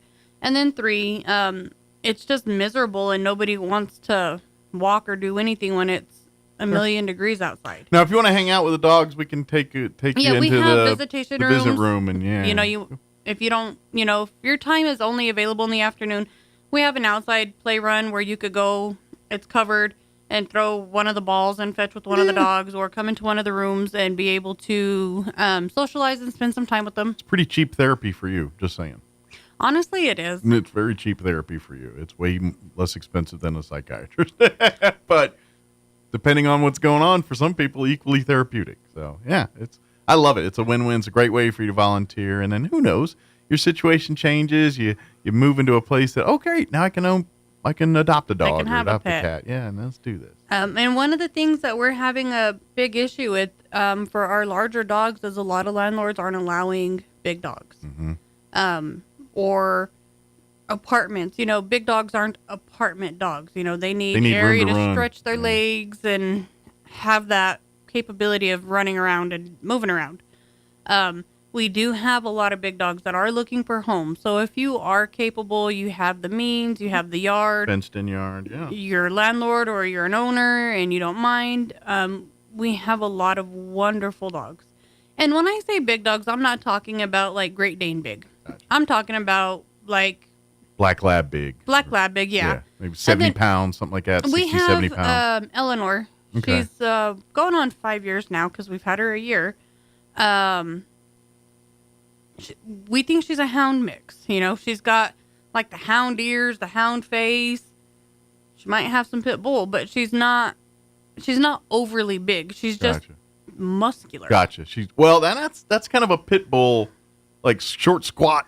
Like they look like brick houses, She looks like a pit bull, or she looks like a hound with muscles. Yeah, really, that's what she looks like. Sure. She is the most loving dog. She just wants to have human interaction. She wants to be by you. That's cool. That's gonna be laying on the floor with you, kind of dog. Yeah, and when she sees kids, she turns into a whole goobery baby. Like she's like, oh my god, oh my god, oh my god, it's a baby. Like she gets the whole body wagging, and then she gets so excited she hits herself in the face with her tail. But she is so sweet. Sounds like it's a perfect family dog. Sounds like you get some kids and family, spend time with her and work with her. She's probably gonna be an amazing she knows family sit, dog. She knows down. She knows stay. She partially knows shake. If you have a pepperoni in your hand, she'll shake. If you don't, she'll just she'll half go through the motion. Like there's a little bit of effort put into it.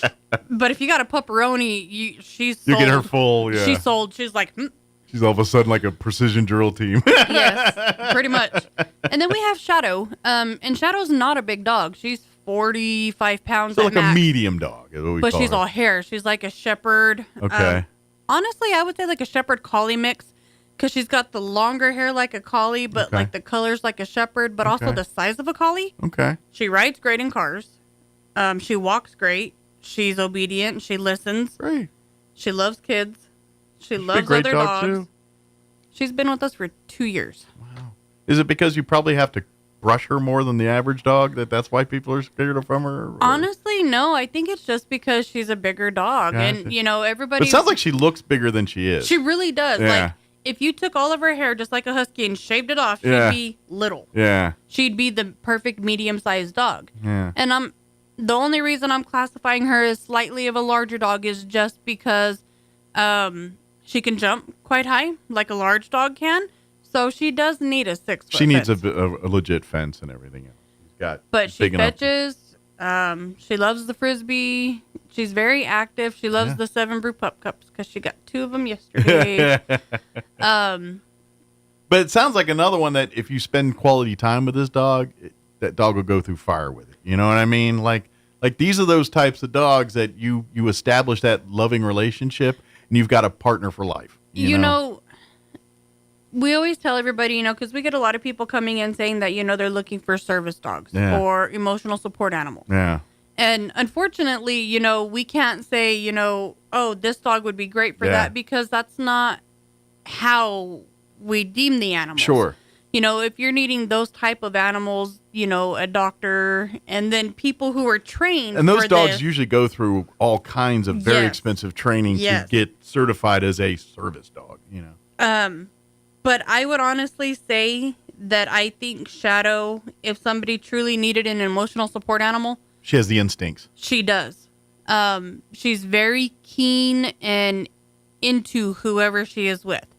And some of those instincts that people are looking for, that's where you get just by being a good pet owner. A good pet owner. It's always talking about, like, I don't know how many times you and I will talk about, like, say, people looking for a dog for protection. It's like, you treat the dog like a member of the family, you ain't got to worry about protection. Right. It'll handle that. You don't have to teach it to be protective.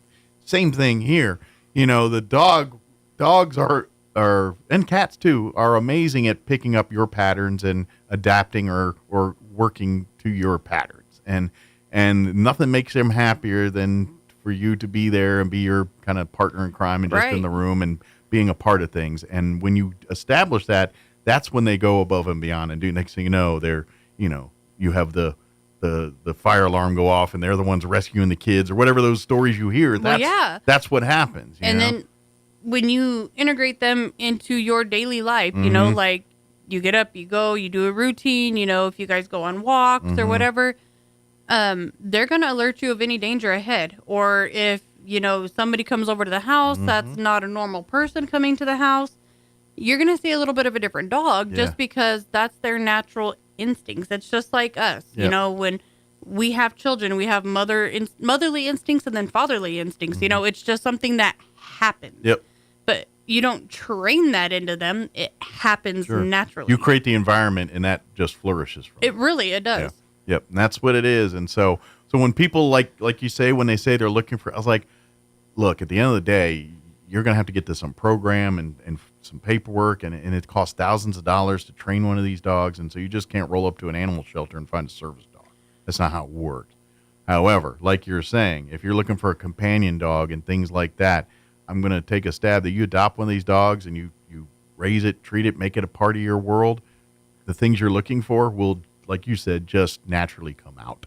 And now you may not be able to legally walk around stores and everything else with them and get on planes with them, but when you're at home and when you have issues and the dog can address those things. And just because an animal's not certified as, it doesn't mean they're not going to provide the same type of service. Exactly. Yeah. Yes. Okay. You're not going to come to the Humane Society and find some kind of registered service animal that's ready to go with because those literally cost thousands of dollars for one of those dogs to get through that training. And it doesn't matter what type of therapy it is, whether it's a canine thing or more like what you see with our DA dogs or CASA dogs and what the kind of work they do. Still thousands of dollars, thousands of hours of training and everything.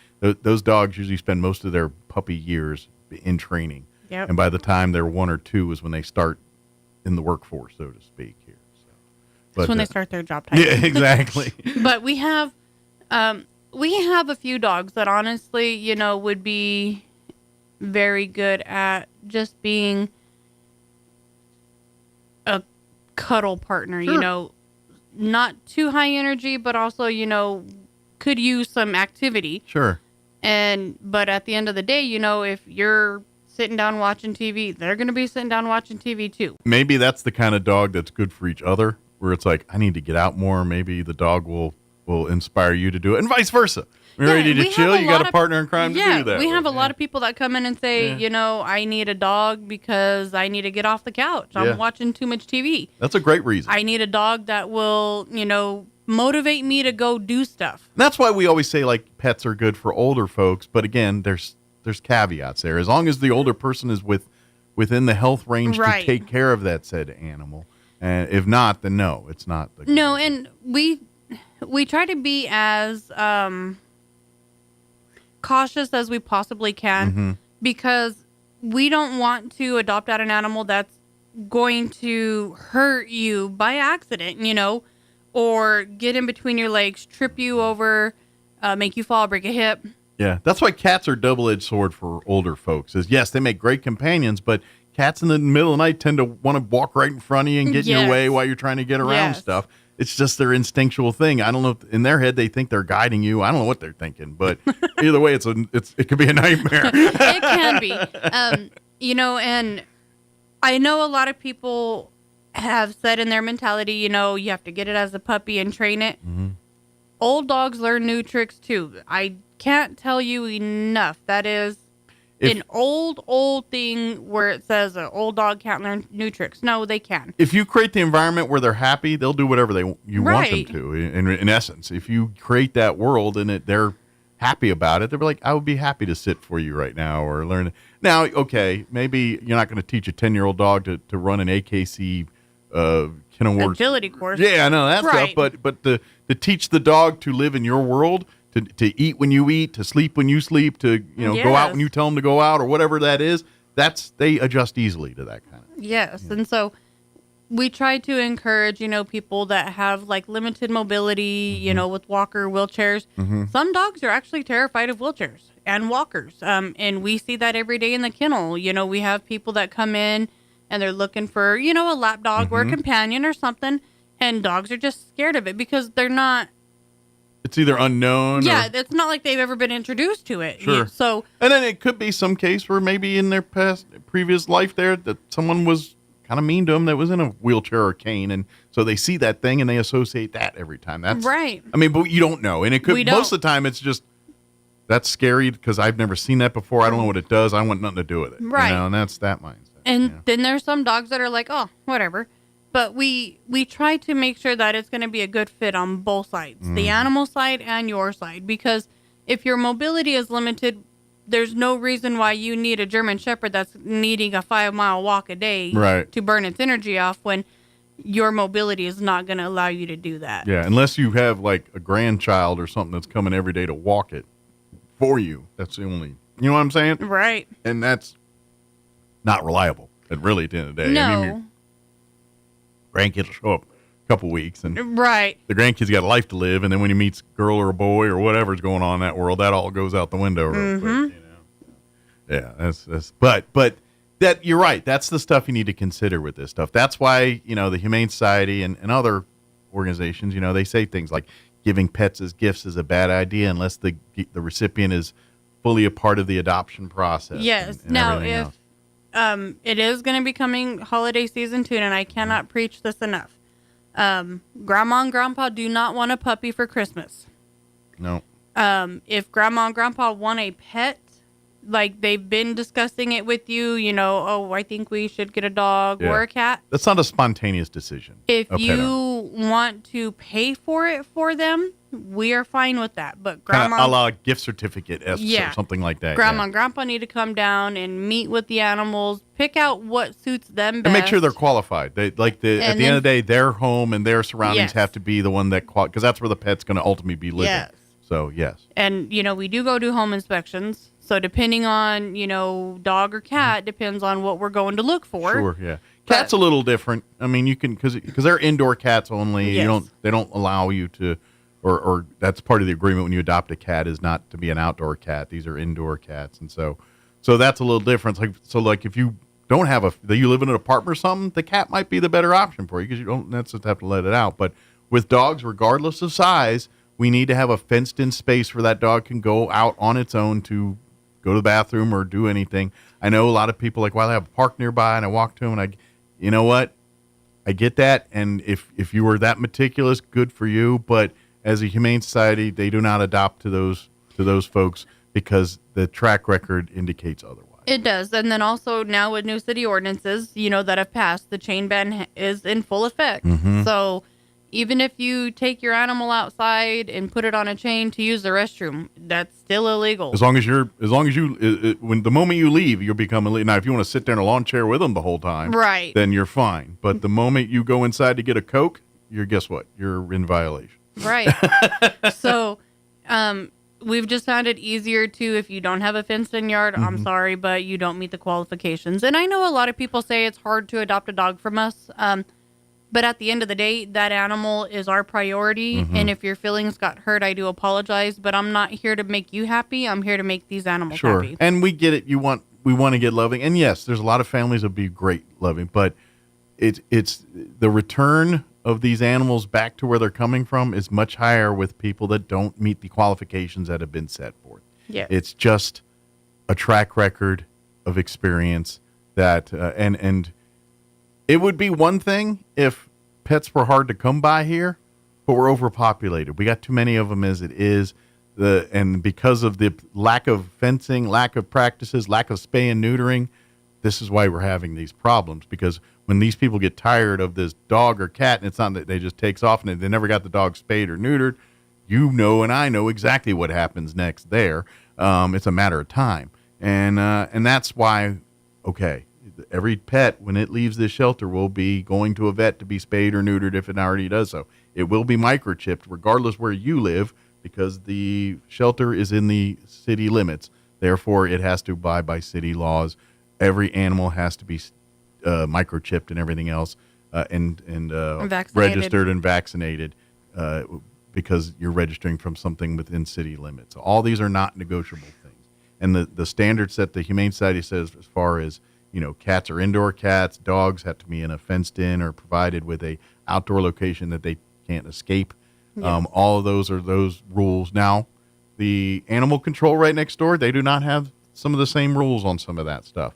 They do have a great selection of animals you're rescuing, and so maybe if you are one of those people that I will be just fine walking dog to the park, I'm going to talk to animal control. They're going to be a little more less stickler on those kind of rules. They still got to be spayed and neutered and stuff. With the new city ordinances, animal control does require you to have a fence. Okay, so that's changed too. So my apologies. That's not even accurate anymore. Nope, okay. So they are required to go do a fence inspection before an adoption. All right, then that's bad information. That's been a change since the ordinance here. So that's either way. You got to get that. Either shelter requires a fenced-in yard. And please, please, please, if you see the things like people selling puppies out the back of their cars, report it at grocery store parking lots and stuff. It's illegal, but B, that's the reason why we're in this mess to begin with. People, I get it.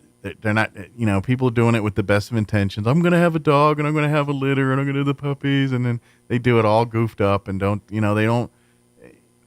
look, if you want a pet, go to the animal control, go to the Humane Society, or if you need that special breed or whatever, go see a licensed, registered trainer of said dogs and breeder of said dogs and do it the right. That's why those dogs are a couple $1,000s, is because those people do the work necessary to do that correctly. The medical that's required, the testing, the vaccinations. Yeah. And if you're going through an actual breeder, 9 times out of 10, they're going to have all of their parvo vaccinations, and they will be microchipped prior to. Yeah, you get what you pay for sometimes on that guy. Honestly, you know what I mean? yes, you pay a lot of money, but you do get the full package. Here. Yes. But I don't encourage people to go to breeders, but if you're going to go to one that's reputable and one that is definitely, you know, going to not charge you for a dog that's going to have parvo or distemper when you get it home. This is my advice. If you're a dog wanting to be a dog owner or have a dog in your family, go adopt. Go rescue a pet. Unless you're going to enter dogs into the Kenilworth dog show or what, no one cares about your purebred, whatever it is, paper registered, whatever it is. They care about if your dog is a good dog. Does your dog behave? Does your dog not chew up my shoes? Does your dog not poop in my thing? Does your dog want to hang out with me? They don't care if it's a King Charles spotted, whatever, blue heeler, blah, blah, blah. Who cares?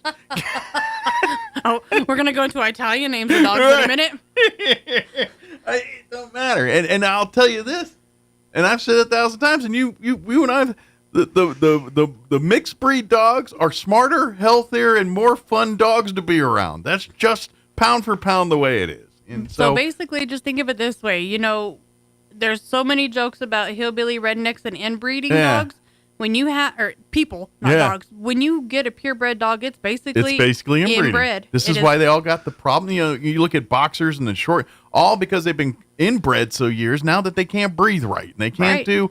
And so that, you know, some of these dogs with problems, that's a making of humans because we've been basically inbreeding them for years for purposes, you know, and to keep the gene line clean. And now you got these dogs that got weird medical issues and chromosome deals and things the DNA ain't matching up right and everything else. It ain't DNA no more. It's NADA. Yeah, and so that's a problem. So to be honest, when you go down to the animal shelter here and you see that mixed collie, whatever else it could be, that dog's probably going to be a delight, smart, happy, healthy, and probably give you 15 years of wonderful life. You know what I mean? And if it's a littler dog, maybe even a little longer than that. You know, it's just that's the beauty of it. So please don't get wrapped up on, you know, images and what I need or does it look good under my arm or any of that hot mess. Let's treat it like the living thing it is and act accordingly. Right. Instead of it being an accessory to your thing, you know? Remember that. Sorry, that was my 2 cent soapbox. It's okay. I need to throw in some thrift shop stuff. Yes, we got that. 'Tis the season to, you know, with the holidays around the corner, it's not too early to start purchasing Christmas things. And they now have a seasonal section. Great. That's got, you know, all holidays. So it could be a little bit of Christmas, a little bit of Halloween, a little bit of Thanksgiving, a little bit of New Year. It's like a hodgepodge of holiday. It is. All right. So as the F word is approaching us, they are sticking out F word weather clothing. Okay. They have a lot of joggers. Okay. Sweats, nice. hoodies, jackets, long sleeve tees. Yep. 'Tis the season. Mm-hmm. Anybody want to do some changing up on the inside of their house? They got a lot of curtains. Let's send Sean down. He's a big fan of long sleeve tee season. So maybe we can get on and get him down there, and he loves it. I'm a fan too, but not like he's a fan. He's a big fan. Yeah. Sean. We have a big selection and quite a bit of brand new plus size women clothing that was donated. Tags still on them. Very good. So need some brand new clothing, and like you said, probably stuff that paid a lot of money for it new. You get it for a third of that price. Come on, you know we all do it. Yeah. I can fit into that. No, we can't. Yep. I'll get down to that size. No, we won't. Yeah, you never do. Or even, and I've done this myself, where I got it too big thinking it was like, oh, I normally wear a 2X or an X, and their X is way bigger than somebody, you know, and I'm like, man, I look like a teepee, and I'm like wearing a teepee in this thing. You know, sometimes that goes the other way, too. Yes. It's not always the clothes keep shrinking on us. You know, and then, yeah, it's the dryer's fault. Yeah. And a lot of the times, you know, different clothing brands are sized differently. Yeah. So Walmart to Target, you know, 2 different sizes. Yeah. It's everywhere. So you might wear large. Speaking of 4-letter words, the new one for me is athletic fit. When you see that, that means you're going to look fat in this. I know what you're getting for Christmas. I know what you're getting for That's Christmas. what that equals. Athletic fit equals I'm going to look like a fat slob wearing this. Oh, that's too funny. They have a lot of bedding and blankets for like animals, so puppy bedding, and then they have a lot of blankets in general, some sheet sets, light bulbs. We have a partner with one of the light companies. Okay. So they give us light bulbs. Is it Excel? Usually they do a lot with giving away light bulbs. I think it is Excel. Okay. Camille's the one that took care of it. Okay. They do programs like that a lot, and that makes sense. So depending on the type of light bulb it is, it ranges from $1 to $3. Probably those LED ones. Yeah. Not LCD. It's a little different world. LED. Yeah. I don't know where Mike's at, but she's got quite a bit of them. She's got, I think she has some of the long ones for like the ballast and stuff, the and then just regular bulbs? light bulbs too. Those suck life out of you. Anyway, sorry, another story. That's my own mental health. She has a couple recliners. One of them is an oversized lazy boy. Ooh. And then a smaller, not lazy boy, but they're both equally nice and very well taken Are they care of.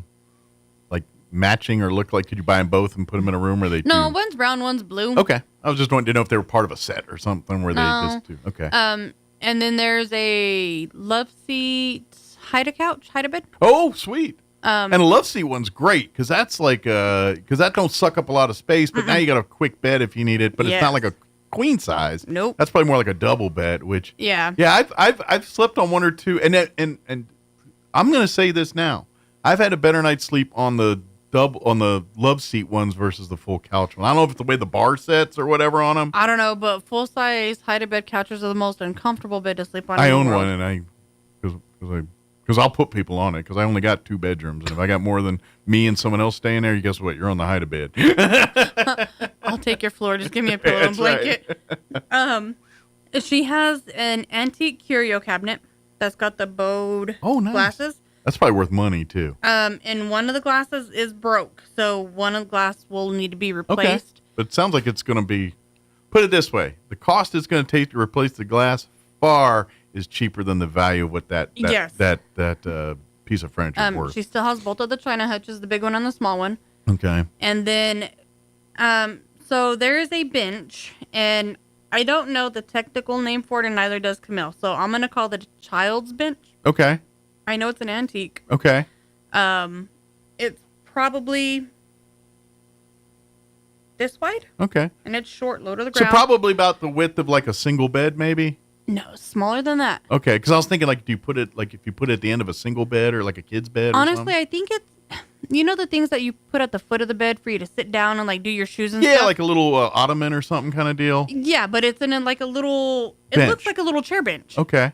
Does it have any kind of storage with it or anything, or is it just a bench? Just a little bench. Okay, cool. And very... It's something cool you can put in the bedroom. The kids put their shoes on or get dressed in the morning or sit there and read books or whatever they want to do. It's about the width of a toddler bed. Okay.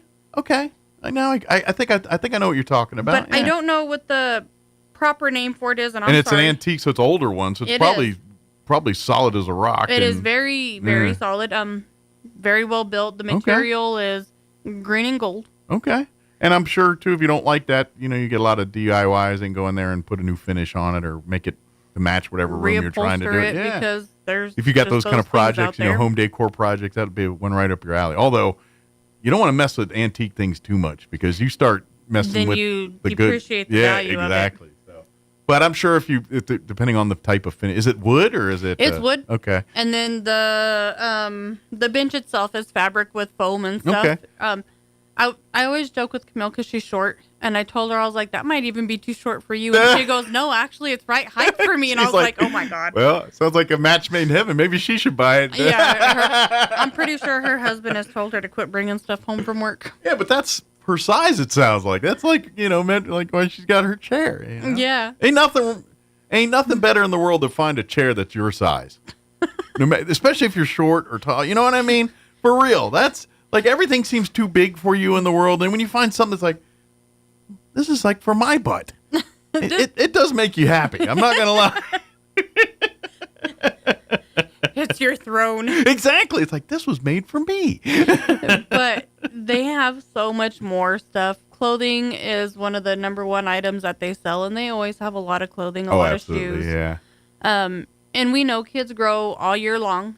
And you spend so much money back to school shopping and getting school clothes, and by wintertime, they don't fit any of it. Yeah, don't fit, or it's tatters at this point, or ripped, or come and see us, come and shop. You know, the majority of the kids' clothes that we get donated are lightly worn and still usable. It's just kids outgrow things so fast. Well, and the thing too is that you know, it's expensive, and for this you can literally get the clothes that they're going to wear a couple months anyway, and you pay $1 for it instead of $20 or whatever it is. And depending on, you know, what Saturday of the month it is, you know, it might be all hanging clothes 50% off. Yeah. So if it's marked $2, you get it for $1. And if it's marked $3, you get it for $1.50. And I would argue the same thing if you're new, like say you're just out of college or just whatever, and you're getting into the workforce, and next thing you know, I've got to get professional clothing. I got to get slacks or dresses or outfits that aren't jeans and T-shirts, what I normally wear.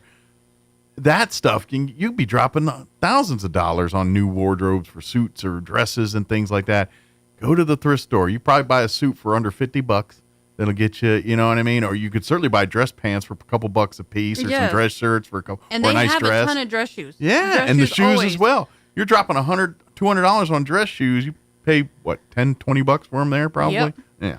Yeah.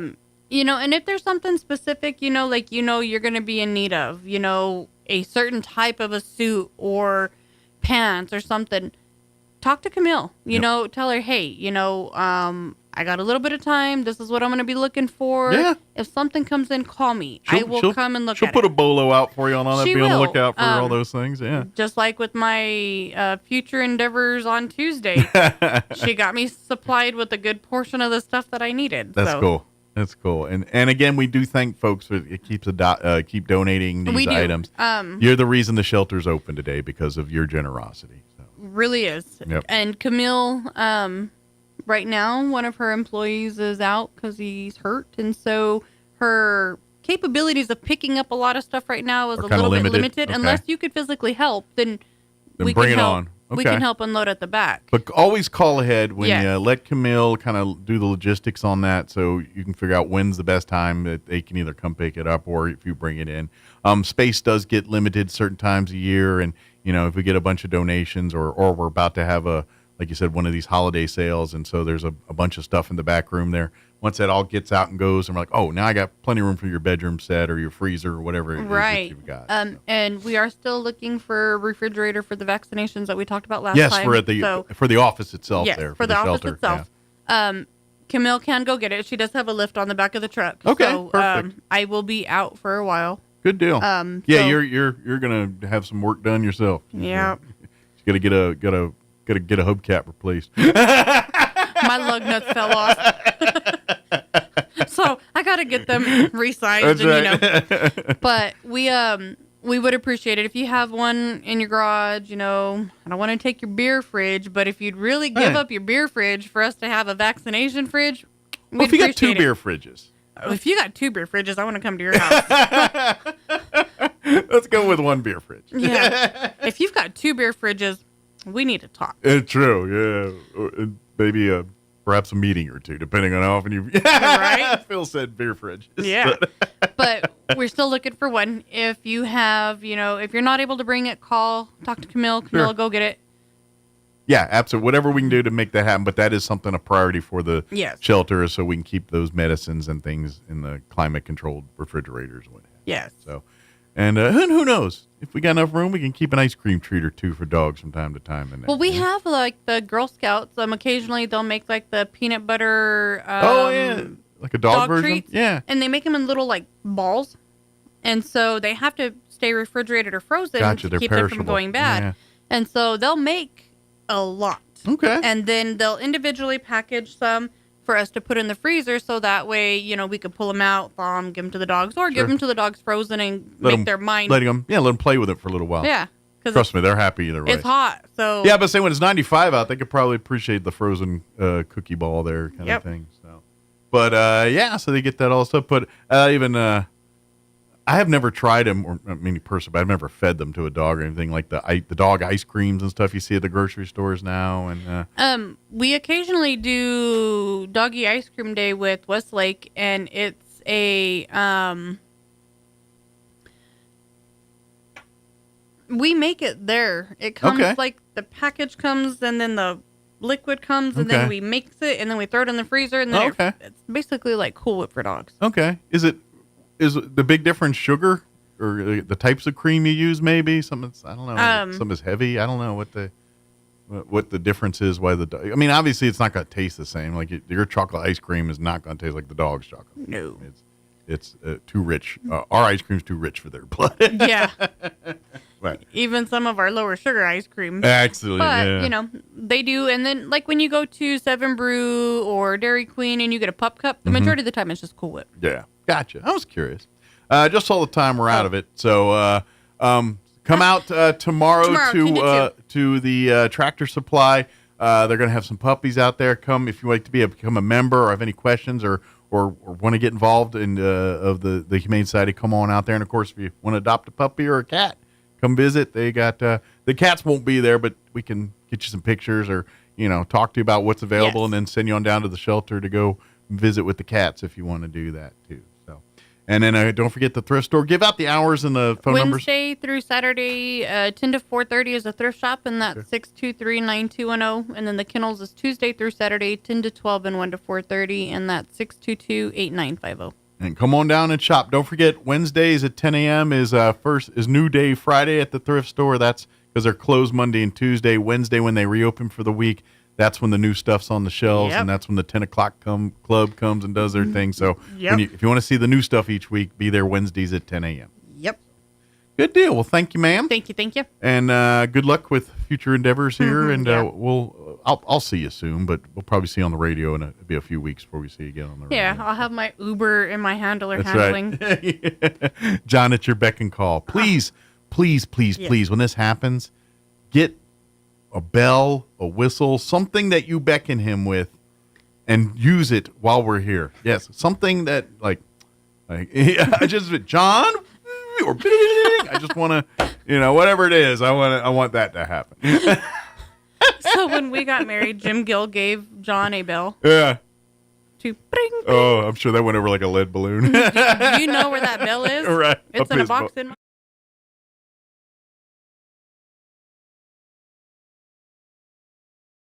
5 FM, KEND Roswell.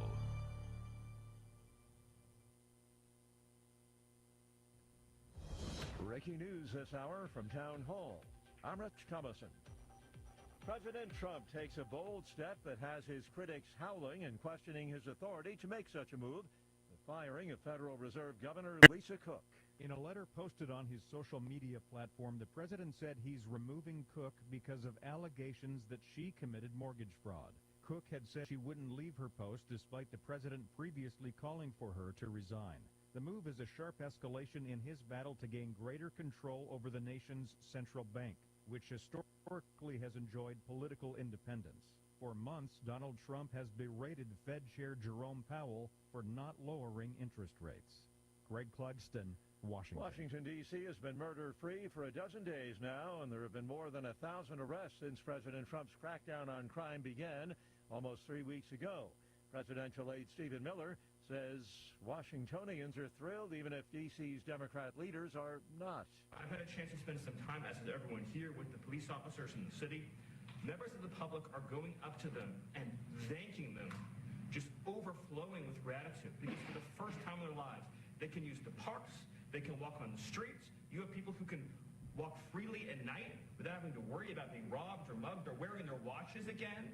They're wearing jewelry again. They're carrying purses again. And he calls the doctoring of crime stats in the city a massive scandal. The U.S. Coast Guard says it seized a record 76,000-plus pounds of drugs this summer off Central and South America. Yesterday, the Coast Guard offloaded 76,140 pounds of drugs at Port Everglades, described as the largest single haul of illegal drugs in the agency's history. Watching Wall Street, the Dow is down 22 points, while the NASDAQ trading 28 points higher, and the S&P is up 1 point. More on these stories at townhall.com. Everybody wants cheap airfare, but where do you find it? You call low-cost airlines. Their prices are direct from the airlines, and they're so low you can't find these fares published anywhere. They specialize in cheap flights, discount hotel rooms, cheap car rental rates, and great package deals anywhere around the world. Wherever you want to go, they can help you get there cheaply and with a best price guarantee. If you want the lowest prices on your airline tickets or other travel services, call now. That's right, call. That's the only way to get these rates. Experts are standing by 24/7 to get you the cheapest airfare and hotel rates available. So don't wait. Call right now for the lowest travel prices anywhere and for great last-minute travel deals too. Call 866-755-5300. That's 866-755-5300. Again, that's 866-755-5300. Call us right now. The target of some very unsportsmanlike conduct while playing in Italy. Juventus says U.S. midfielder Weston McKennie has been subjected to racist abuse following the team's 2-0 season-opening win over Parma in Serie A play on Sunday. The Turin-based club posted a statement on social media saying McKennie faced discriminatory remarks from individuals in the away section while warming down with teammates on the pitch. Juventus pledged full cooperation with authorities to identify those responsible. Parma has also condemned the incident in a statement released Monday. I'm Gethin Coolbaugh. Australian Prime Minister Anthony Albanese is accusing Iran of directing at least 2 anti-Semitic attacks in Australia and says the country is cutting off diplomatic relations in response. He says that Australian intelligence services connected Iran to the arson attack at a restaurant and a synagogue. Townhall.com. Despite an outcry, Cracker Barrel is standing by its new slimmed-down logo. But the chain is also apologizing to fans who were angered when the change was announced last week. Cracker Barrel said Monday that it could have done a better job sharing the company's reasons for the new logo. It also emphasized that many things won't change, like the rocking chairs on its front porches. Cracker Barrel took heat on social media last week when it announced a simplified logo featuring only the chain's name. Gone was the picture of an older man in overalls leaning against a barrel. The words "Old Country Store" were also removed. Keith Peters, Washington. The Trump administration has halted construction of a nearly completed wind farm off Rhode Island and Connecticut, citing national security concerns and energy reliability issues. The project, called Revolution Wind, is roughly 80% complete. More on these stories at townhall.com.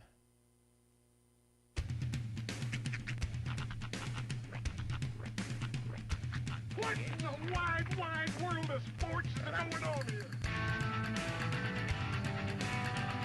I promise you, whatever scum did this, not one man in this force will rest for 1 minute until he's behind bars. Now let's grab a bite to eat. Yeah, come on. I feel the hot wind on my shoulder and the touch of a world that is older. I hit the switch and check the number. I leave it on and then I slumber. I hear the rhythm ringing through it. Flamenco guitar and cumbia music. I hear the talking of the DJ. Let's have a listen. What does he say? I'm on a Mexican radio. I'm on a Mexican radio. Broadcasting live from high atop the J.P. White Building in downtown Roswell, New Mexico. It's Mornings with Mike Winters on 106.5 Roswell's Talk FM. Is that what I sound like when I talk? Now, here's your host, Mike Winters. And good morning. It is 6 minutes after 9 o'clock. Welcome to our number 3 of Mornings with Mike Winters right here on 106.5 Roswell's Talk FM. Happy Tuesday. Indeed. Hope your Tuesday's going just delightful. TGI Tuesday. Tonight's Heritage Dinner night with you. Yes. If you did get your tickets for the Historical Society's Heritage Dinner, Mm-hmm. Beacons of Hope, as they honor 4 different great organizations. Yep. That's tonight. They'll start doing the drive-through about 5:30. If you get a meal delivered, you should be getting it around that time as well. Could you RSVP for me? I don't think it's not too late, right? No. You know what? Unfortunately, it is a bit late now. Just a bit, yeah. Just a tad. Uh-huh. But yeah, I'll be out. I got a couple places I got to deliver to, and then I think I'll be hanging out for a little bit out at the drive-thru for a minute, unless they got me going somewhere else. But yeah, so very good. And a big thank you to Peppers, as they usually do, provide the delicious meals. So dinner is covered tonight, and an awesome slew of organizations that the Heritage Dinner is going to be honoring with this event. The groups that they're specifically focusing on, they do a lot of really good work here, and they keep it right here local in our area. Yeah, the 4 groups are honoring this year are the Harvest Ministries, Community Kitchen, the Assurance Home, and the Poor Mary Monastery. Yeah. So, which it's funny. Saturdays, like the Saturdays that I get to kind of like have off and not have to like do a remote and just be up. It's one of those fun things to do. Just kind of sit on my front porch, maybe sip a cup of tea or something, and listen to the bells. Because right about 7 a.m. they start setting off the bells, and it's very serene. You know, you get that kind of early morning, kind of like not dew on the grass, but just kind of like moisture, just kind of hanging low. Feels crispness. It's cool out. Yeah, the birds are kind of chirping and doing their thing, and then the monastery bells. It's nice. It's better than a rooster, I think. It is. It really is. Much more pleasant. Mm-hmm. All I can think of now when I see that, all I can think of is the movie just went right out of my head. My Cousin Vinny, where Vinny's like staying at the hotel there, and the train goes off. And he goes, "That's very unusual, sir." Next day, I thought you said it was unusual. Yes, sir. Usually the train comes at 5 in the morning.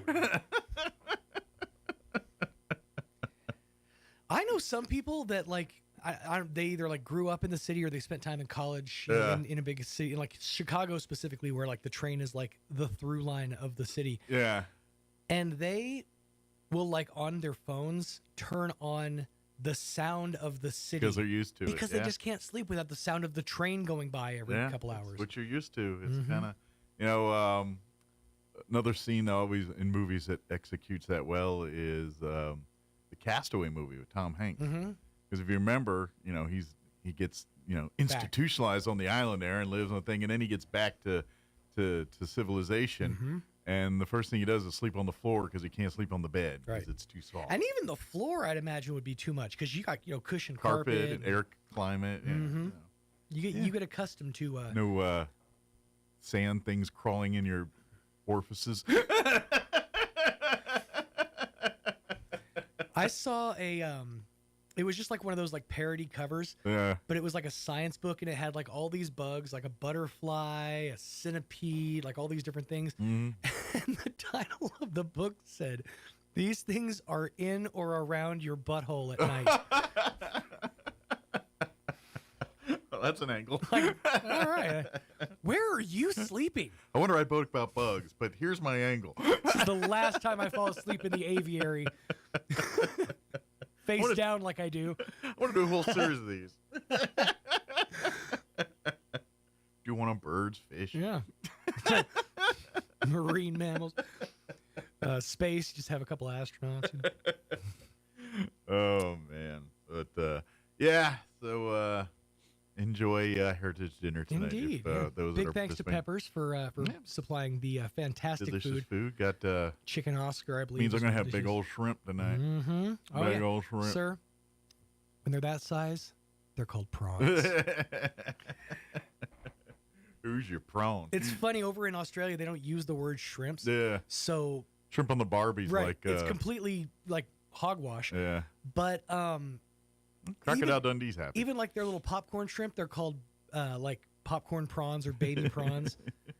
It's like they call them Shayla prawn. Prawns to me evoke like it's still got its legs that I'm gonna have to tear off. You know, like shrimp, a head. Shrimp tells me I'm probably gonna have to devein it at some point. Yeah. That's all I hear prawn. I picture a head still on it and all that.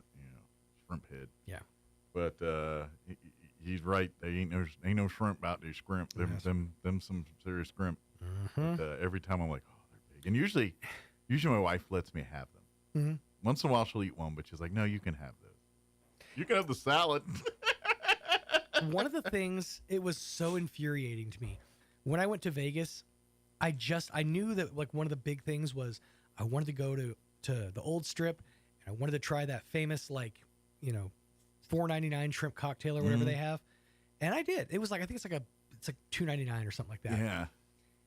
It's the most disappointing shrimp cocktail I've ever had in my entire life. You can't eat it with your fingers, right? Well, it's a cup. It comes in a cup, and you get a fork, but it's not full shrimp. It's like little shrimp. They cut up like shrimp pieces and mix it in with the cocktail sauce. Cocktail sauce. That's gross. It ain't pleasant. It's not a good like a good bite. You know what that's like doing? Getting chips and salsa and then crumbing up your chips and putting the salsa and then eating it with a spoon. Oh, okay. Everybody's got that friend though. Everybody's got that one that's like, it's gonna be there. It's gonna all be together eventually. Oh yeah. Yeah, but I'm still going to enjoy it separately up here What happens down here? Let's just apply that logic to everything else in life. You know, we're all going to die eventually. We're all going to do it. Do you want to jump now? Or you want to eat your full shrimp? Exactly. So, yeah, if you're gonna shrimp cocktail me, full scrimps. By the way, I think we're safe. But did you hear about the radioactive scrimps from Walmart? Yeah, the green scrimps. Well, not green. The glowing scrimps. The glowing ones, yeah. They apparently, like, Walmart's as close to us as Texas and Oklahoma did receive some of these scrimps, and they were, I guess, they came in contact with cesium-139, which... You say radioactive, that throws a pretty big blanket. When you're specifically telling me which isotope it is. Okay, I had 2 brown bags in the back of my car. One was filled with shrimp. You open up you're like sitting down for your shrimp lunch. You open up a bag and it just glows in your face. You're like, oh, I made a mistake. I grabbed the wrong bag. Got the uranium bag. Bummer. Someone called the Walmarts in 7 states. I've made a huge error. I gave you what I thought was my lunch. I probably shouldn't keep the cesium next to my shrimps. But the leather bags were on sale, so I got a 2-for-1 deal. So the thing is, if I see a buy one get 2 free deal on shrimps, I'm gonna buy them shrimps. They do that at Albertsons. Sometimes they'll put like a buy one get 2 on like the tilapia fillets. I'm like, these are either real close to turning. Those are close. That's code for it's old fish. But I'm still gonna do it. That's an old Native American word meaning old fish. We can try this. We have the technology. It's the side of me that says this probably isn't a good idea is way, way overshadowed by the side of me that says, holy moly, what a good deal. Right.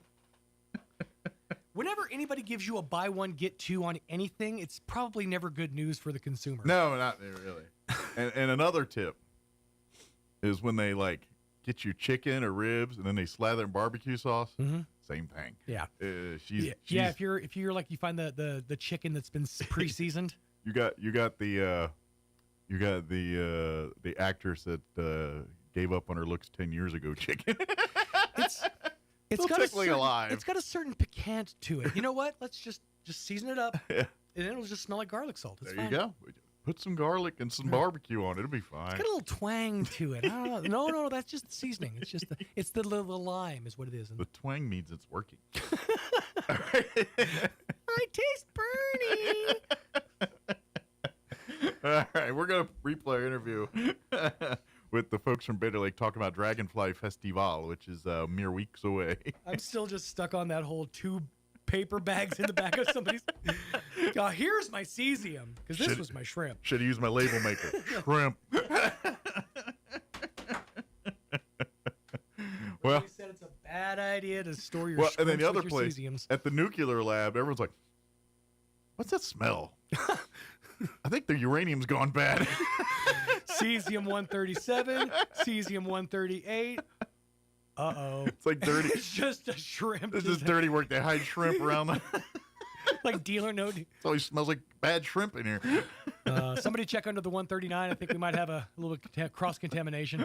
Some bad shrimp. Oh, there's my lunch. And that's always code for I got drunk last night. Hey. You know, I'm sorry I wasn't here. You ate some bad shrimp. Yeah, drunk. All right, it is 9:16. Let's do this. Let's pause for weather and a quick break, and then we're going to play our interview with the folks talking about Dragonfly Festival. Don't go away. I'm meteorologist Steve Hamilton with your Pecos Valley weather. The monsoon is picking up a little bit, and we may start to see some showers and thunderstorms coming back on Wednesday, but for now we'll stay sunny. Afternoon highs 90 to 95. Overnight, just a slim chance of a shower. We're in the upper 60s, and then sunny most of Wednesday. We can't rule out an afternoon thunderstorm, though. Our high should be in the low 90s. I'm meteorologist Steve Hamilton, and that's your latest forecast. Are you tired of chasing symptoms without finding real answers? Do you feel your health is a mystery that no one can solve? At Roswell Medical Clinic, we specialize in functional medicine, a revolutionary approach that uncovers the root causes of chronic conditions like autoimmune disease, thyroid issues, digestive disorders, hormonal imbalances, and chronic fatigue. Our expert team creates personalized treatment plans tailored to you, combining the latest scientific research with lifestyle changes, nutritional guidance, and stress management to restore your health and vitality. Take the first step toward lasting wellness. Visit 111 West Hobbs or call 575-317-3311 to schedule your consultation today at Roswell Medical Clinic. Roswell, your used car dealership is here. Tate Branch Roswell. Come experience the Tate Branch difference. We've got a huge selection of quality used cars, trucks, and SUVs, all at great prices with big discounts happening right now. And here's the best part. Every single used vehicle comes with our lifetime powertrain warranty at no extra cost. It's all backed by friendly hometown customer service that puts you first every time. So don't wait. Head to Tate Branch Roswell, 2000 West 2nd Street, and drive home happy today. Tate Branch Roswell. Come experience the difference. Downtown Artesia is the place to be September 11th through the 13th for 3 nights of music, culture, and community. Thursday kicks off with New Mexico Heritage Night, mariachi, tejano, and local flavor. Friday's all about indie folk vibes. And Saturday, Red Dirt, Black Gold with headliner Cody Canada and The Departed. Gates open at 5, music starts at 6. Plus, interactive vendors, shopping, food, and cold drinks all weekend long. Bring your boots, bring your friends, and experience Artesia like never before. Full schedule at reddirtblackgold.com. A heartfelt thank you to the City of Artesia for making this event possible. Paid for by Artesia Lodgers Tax. Innovation, service, integrity, and knowledge. J.S. Ward & Son Insurance Agency. Auto and home, life and health, personal and commercial. Bonds too, since 1925. We have the coverage for you. Innovation, service, integrity, and knowledge. J.S. Ward & Son Insurance Agency. Attention homeowners! Fulkerson Plumbing has an August special that's too important to miss. This month only, take advantage of their whole home plumbing inspection and water heater flush. Now only $149 for homes up to 2 bathrooms and $249 for 3 or more bathrooms. They'll check all the plumbing fixtures for leaks, damage, and corrosion. Plus, offer special repair discounts. Right Fit members save up to 20% while non-members still save 10%. Don't let hard water cause major issues for the plumbing in your home. Protect your investment. Call Fulkerson Plumbing today, 575-221-9772. Football is back, and Roswell Honda is celebrating with serious savings across the lot, like 4.99% APR for 48 months on all new Civic hatchback, 4.49% for 60 months on all new Pilots, and 3.49% for 60 months on new CR-V hybrid models. And score even more savings on the pre-owned lot. Don't forget, every vehicle on the lot has undergone a rigorous multi-point inspection, so you can rest assured it'll get you all the way to the end zone every time. Game day or any day, score huge savings right now at Roswell Honda, 2177 West 2nd. Here's a Mornings with Mike Winters fun fact. The U.S. Treasury once considered producing donut-shaped coins. They instead decided to go with coin-shaped donuts. Here's Mike Winters. Now officially in studio with Bitter Lake Wildlife Refuge. Of course, with the Friends of Bitter Lake, Don Weld back with us. And for, I say, weeks or a few short months, we got, how much time you got left, Steve, before he officially retires here? End of December. And so you got a couple more months here. 4 more months. Steve Alvarez, he's actually, I always call him the park ranger, so to speak, of Bitter Lake Wildlife Refuge. That's what I am. He's got a way fancier title, but that's, he's the one chasing Yogi Bear around the park there. There you go. That's right. Mostly snakes. Yeah, most of this time snakes and various critters and things and plants. Plants that ain't supposed to be there, and plants, welcoming the ones in and kicking the other ones out. But that's right. But first off, welcome back, and Steve, I guess this will probably be one of the last few times as a part of Bitter Lake we get to talk to on the radio here. Yeah. Although Don's already recruiting him for the Friends of Bitter Lake already. I'm trying. He's trying. I'm taking a year off. Yeah. Well, you are retiring. You got to go see the world a little bit, and I'm sure family members have a few plans for you post-retirement. This next September, we're hoping to take a safari cruise Africa. Oh, cool! See the migration of wildebeest. So nice. See that? We're excited about. So that. You're a pretty knowledgeable dude on these types of things. Do you need a guide? Are you kind of like, I'm pretty? No, we'll go with a group. Yeah. Well, I mean, just to know the lay of the land's probably pretty. They don't. it's not a good idea to just gallivant in places like Africa if you don't know where you're going. You know what I mean? Like, I'm just gonna take a walk about a little bit here. Yeah. Don't worry about lions. Yeah, there'll be lions or politics. That's right. But that'll be cool. So have you done anything like that before? Or this be your first time? Not this. We went on a cruise to Greece one time. Okay, that was really interesting. Well, a cruise is different than a safari. Yeah, a safari would be your first time. Cruise is your longest trip is to the buffet. You know? That's true. Pretty much. Safari, the buffet comes to you. You're the buffet sometimes, depending on. That's true. If you aren't careful, you could be. That comes to you here. I can attest to that. Yeah. But cool. But this coming up, we're just weeks away from I would arguably say the biggest event that happens at Bitter Lake Wildlife Refuge, the annual Dragonfly Festival. Yeah. 2025 is getting ready to come here that weekend of September 5th and 6th. Correct. It is a full weekend of events. They start Friday night with usually a lecture talk and a star, weather permitting, of course, usually a star watch party, and then Saturday is that day of the tours, and then Saturday is the big events happen, and then Sunday morning until about midday they'll usually have a few spillover tours of like the wildlife or dragonfly tours for people that didn't get a chance to do it on Saturdays. Yeah, that's right. On Friday, we have Karen Gaines. She used to be one of our student interns there, and did, I think her master's there.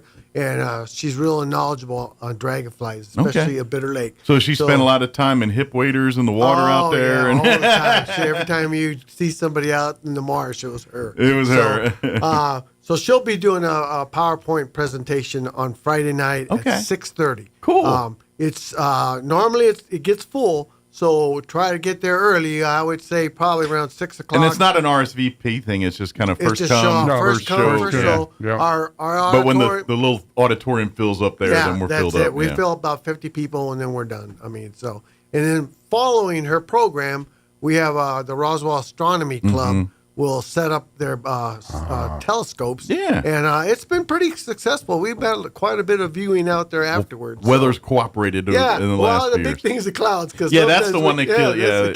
But the beauty of it is for folks who've never been out to Bitter Lake, you're out in the country out there. Correct. And that's why they love going out there. It's dark out there, and it's a great place to look at the stars and all that stuff. Yeah, they had some pretty good stuff out there. So if you do get there and I missed the dragonfly talk because I'm number 51 in that room or whatever it is. Exactly. Stick around and hang out for the watch party and because they love folks just coming. And of course, if you do have your own telescopes and stuff, they usually encourage you to bring those stuff. But if you don't, there's usually always someone there let you take a gander through their telescopes. And we'll set up in the back of the visitor center. There's like a little deck back there. They got a little observation deck back there. Exactly. And it's really and generally speaking, that's because you don't really get a lot of opportunities to hang out at Bitter Lake after dark. No, officially the refuge is closed after dark. So it's one of the few opportunities to kind of see Bitter Lake in the nighttime life of what it's out there. Because once it gets dark, the only people out there are animals, plant life, and maybe the occasional worker or something working on something out there. That's about it.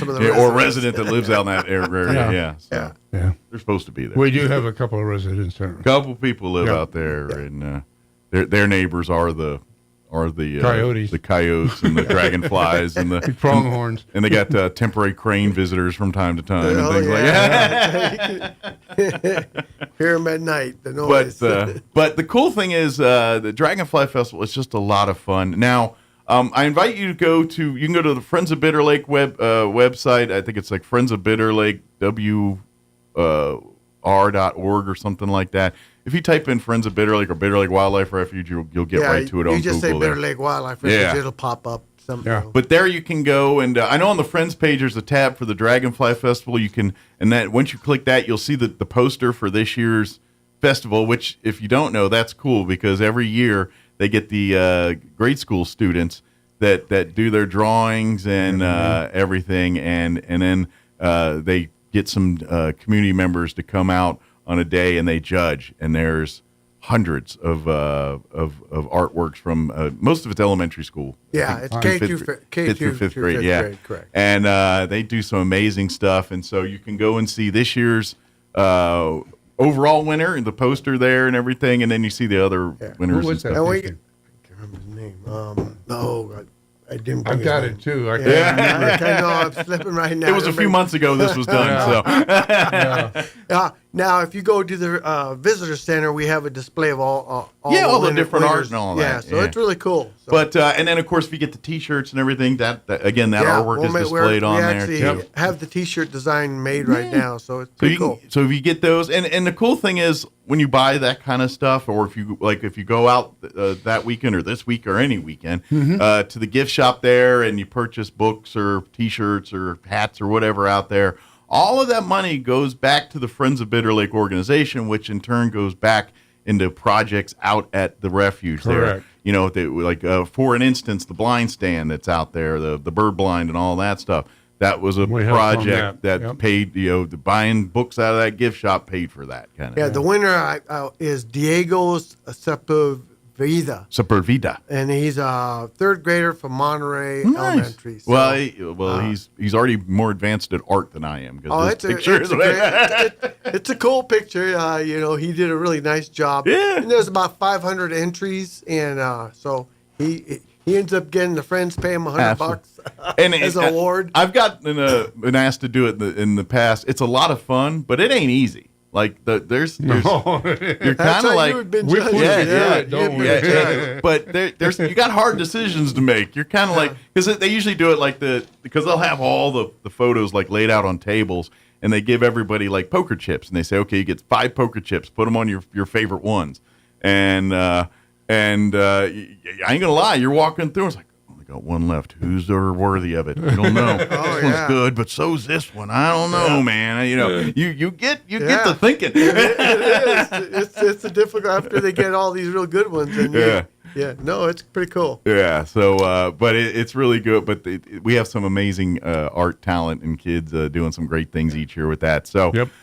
Please support that by checking it out, and I'm usually sometimes the kids will be out there that weekend. You go and shake hands and meet them and all. We made a little sticker too of the artwork. So if you're at the visitor center, we'll give you a free sticker. Cool, very good. Cool. But yes, good for your book bag or pocket or something. Yeah, there you go. But and then of course that Friday night after the star partied up, then the next morning Saturday. They'll, I guess things officially kick off with the early bird tour. Yeah. And that's at 6 a.m., right? 6:30. 6:30. 6:30. And Patrick Collins and Jim Montgomery are some volunteers that have been working for us for years. Okay. Jim is like our major biologist out there. He's real sharp. He's like our crane expert. Okay. But they'll just do a variety of birds. We have the refuge has over 350 different species, so it just depends on the time of year. Sure, depending. I imagine in the fall and spring is probably that number ticks up a bit. Yeah, those are the two because that's during the winter and summer. It's a little down a little bit on some of those. So.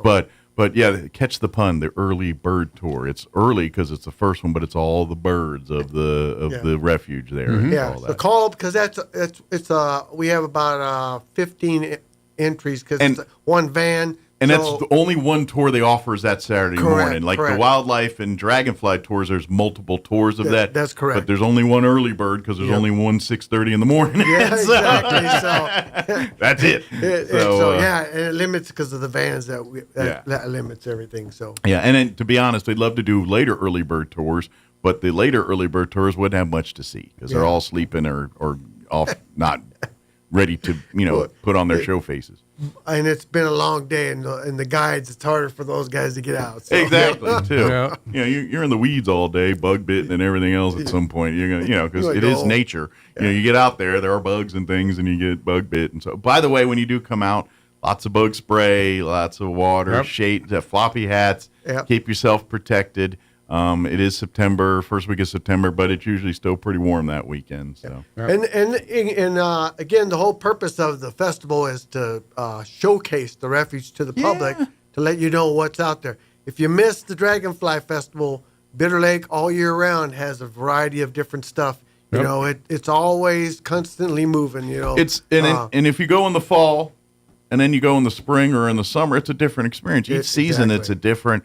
It's like a different map or different, scene landscape out there. Yeah. You know, we get people that come out there and they love it because of it changes. You know, 1 minute they're not seeing anything, and then the next day they see all kinds of things. Absolutely, yeah. And so that's what's the beauty. But this time of year is really great to see the dragonflies and to see all that. So, like we said, there's the early bird tour, but then there's 2 other types of group tours you can sign up. Again, these are all free. Yeah. The Dragonfly Tour, which you can, that's why we're here to see the different. Highlight of the Dragonfly Tours, we have some Dragonfly specialists, and they've been coming for years, veterans. They know their Dragonflies real well. And what they do is they will have a van for each tour guide, and they take you out into the refuge. It's an 1.5-hour tour. They go out with big dragonfly nets and catch dragonflies and bring them up to you, show you, talk to you about. So, and people are amazed about what they really don't know about dragonflies. It's pretty. It's pretty fascinating. And Bitter Lake, there's over 500 wildlife refuges in the country, and Bitter Lake is known. You know, we have mostly for our birds and all that stuff, but as a special thing is we have over 100 species of dragonflies there, which is unique. You know, some places might have 2 or 3 or 5 different species with a whole bunch of them, but we have 100 different kinds. So, which means the people that study dragonflies, they like to come here. Oh yeah, they're pretty excited. Good pickings here. Yeah, exactly. So great territory. All our guides are volunteers, and just like you said, they love coming out here because of the variety of dragonflies. Yeah, it's really cool to hear and talk about all that stuff. Yeah. And then there is another tour. The wildlife tour, which covers more of the other parts of the refuge. Our biologist will take a group of people in the van, and he'll talk about management, what we do to protect the wildlife. Kind of the science behind the nature here. Exactly. And he focuses on the birds, the reptiles, everything that plants. Well, it's a delicate balance out there. This is Mother Nature at its best. Exactly. You're seeing that delicate dance between the plant life and the animal life, and each doing their little part in the ecosystem, and when they don't, it impacts the whole ecosystem. Oh, it does, and a lot of it has to do with water, because we're like our theme of the visitor center is called Oasis in the Desert, and it really is. I mean, we have natural springs. We have over 70 sinkholes around. You don't see them from the visitor center, and every now and then we'll give tours to them. Some of the guides with the dragonflies will take you probably to some of these sinkholes. Gotcha. But with all that water resource, and then what we have to manage that is like we'll lower the water during the summer because a lot of our shorebirds that migrate here like to nest in the mud flats. Gotcha. Okay. And then in the winter we'll add water to the ponds, to our impoundments. And that's because all the migrating birds, like the cranes. That's when it turns into the pilot Flying J we talked about, and all the migratory animals like a big airport of birds, come in for their sodas and their nachos and what have you. It's pretty cool. I mean, the migration of bird life to the refuge is pretty outrageous. Absolutely, and of course we love. Of course, you can. The refuge is open every day, like I said, from pretty much dawn to dusk every day. Yeah. And we would love the public. You're more than welcome to come out there and observe and do things and be. Now, this isn't, again, just to remind folks, Bitter Lake Wildlife Refuge is not Bottomless Lakes Park. Bottomless Lakes, that's where you go if you want to boat and camp and swim and do all those kinds of things. Bitter Lake Wildlife Refuge, that's for the animals and plant life and the things native to this part of the country.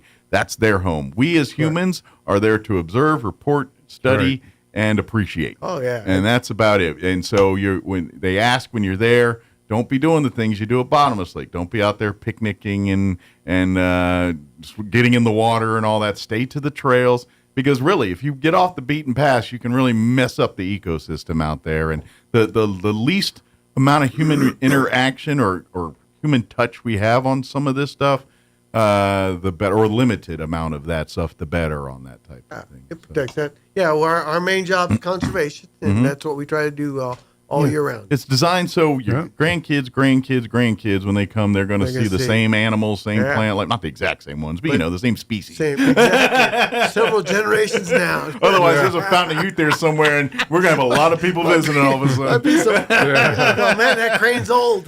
This crane's 437 years old. That dragonfly, that's his grandkid over there. He's born 200 years ago.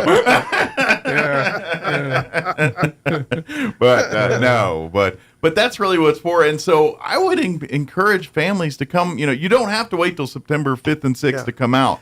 Come out this weekend and check it out. And, you mentioned about the uniqueness of the refuge. And one of the things we're going to have highlight for this Saturday is we have 2 presentations other than just the tours you mentioned. Gotcha.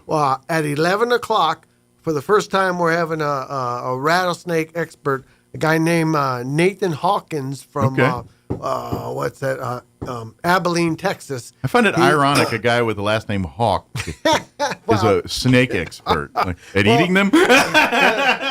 He's gonna bring I think a sample of every rattlesnake species found in New Mexico. Okay. And he's gonna have a display there for people to see. And then at 11 o'clock, he's gonna actually be doing a presentation in our auditorium. And that's first come, first serve. That's gonna be real. I haven't talked to him or seen his program, but other friends of mine mentioned that we need. They really enjoy it. Yeah, they said he's really knowledgeable. Well, and so. I don't care what you say. If you live in New Mexico, you should have some knowledge of rattlesnakes. Yeah. You don't have to be an expert, but you got to know what you're looking at, know the dangers it presents, and know how to steer clear of it. Exactly. And they are a part of our ecology. Yeah. We need them. And to know the different types. I mean, you don't need to know their whole lifestyle, but you can definitely know their patterns and know, all right, this one's more aggressive, stay farther back, or this one's pretty docile, you just walk by it and leave it alone, it'll be fine. And I tell new employees or new volunteers or whatever, I say, hey, I've worked about 8 national parks and 3 national wildlife refuges, and this is #1 spot of rattlesnake population I've ever seen. So, you've got to be careful, but quite the assortment of them here.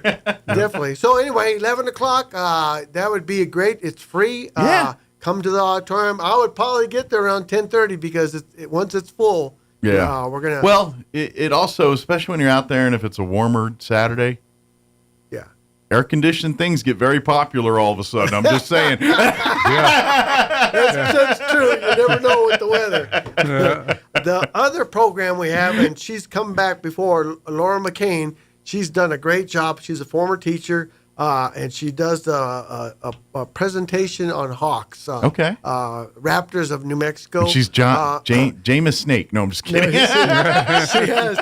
She has about maybe 5-6 different kind of birds of prey, from owls to turkey vultures.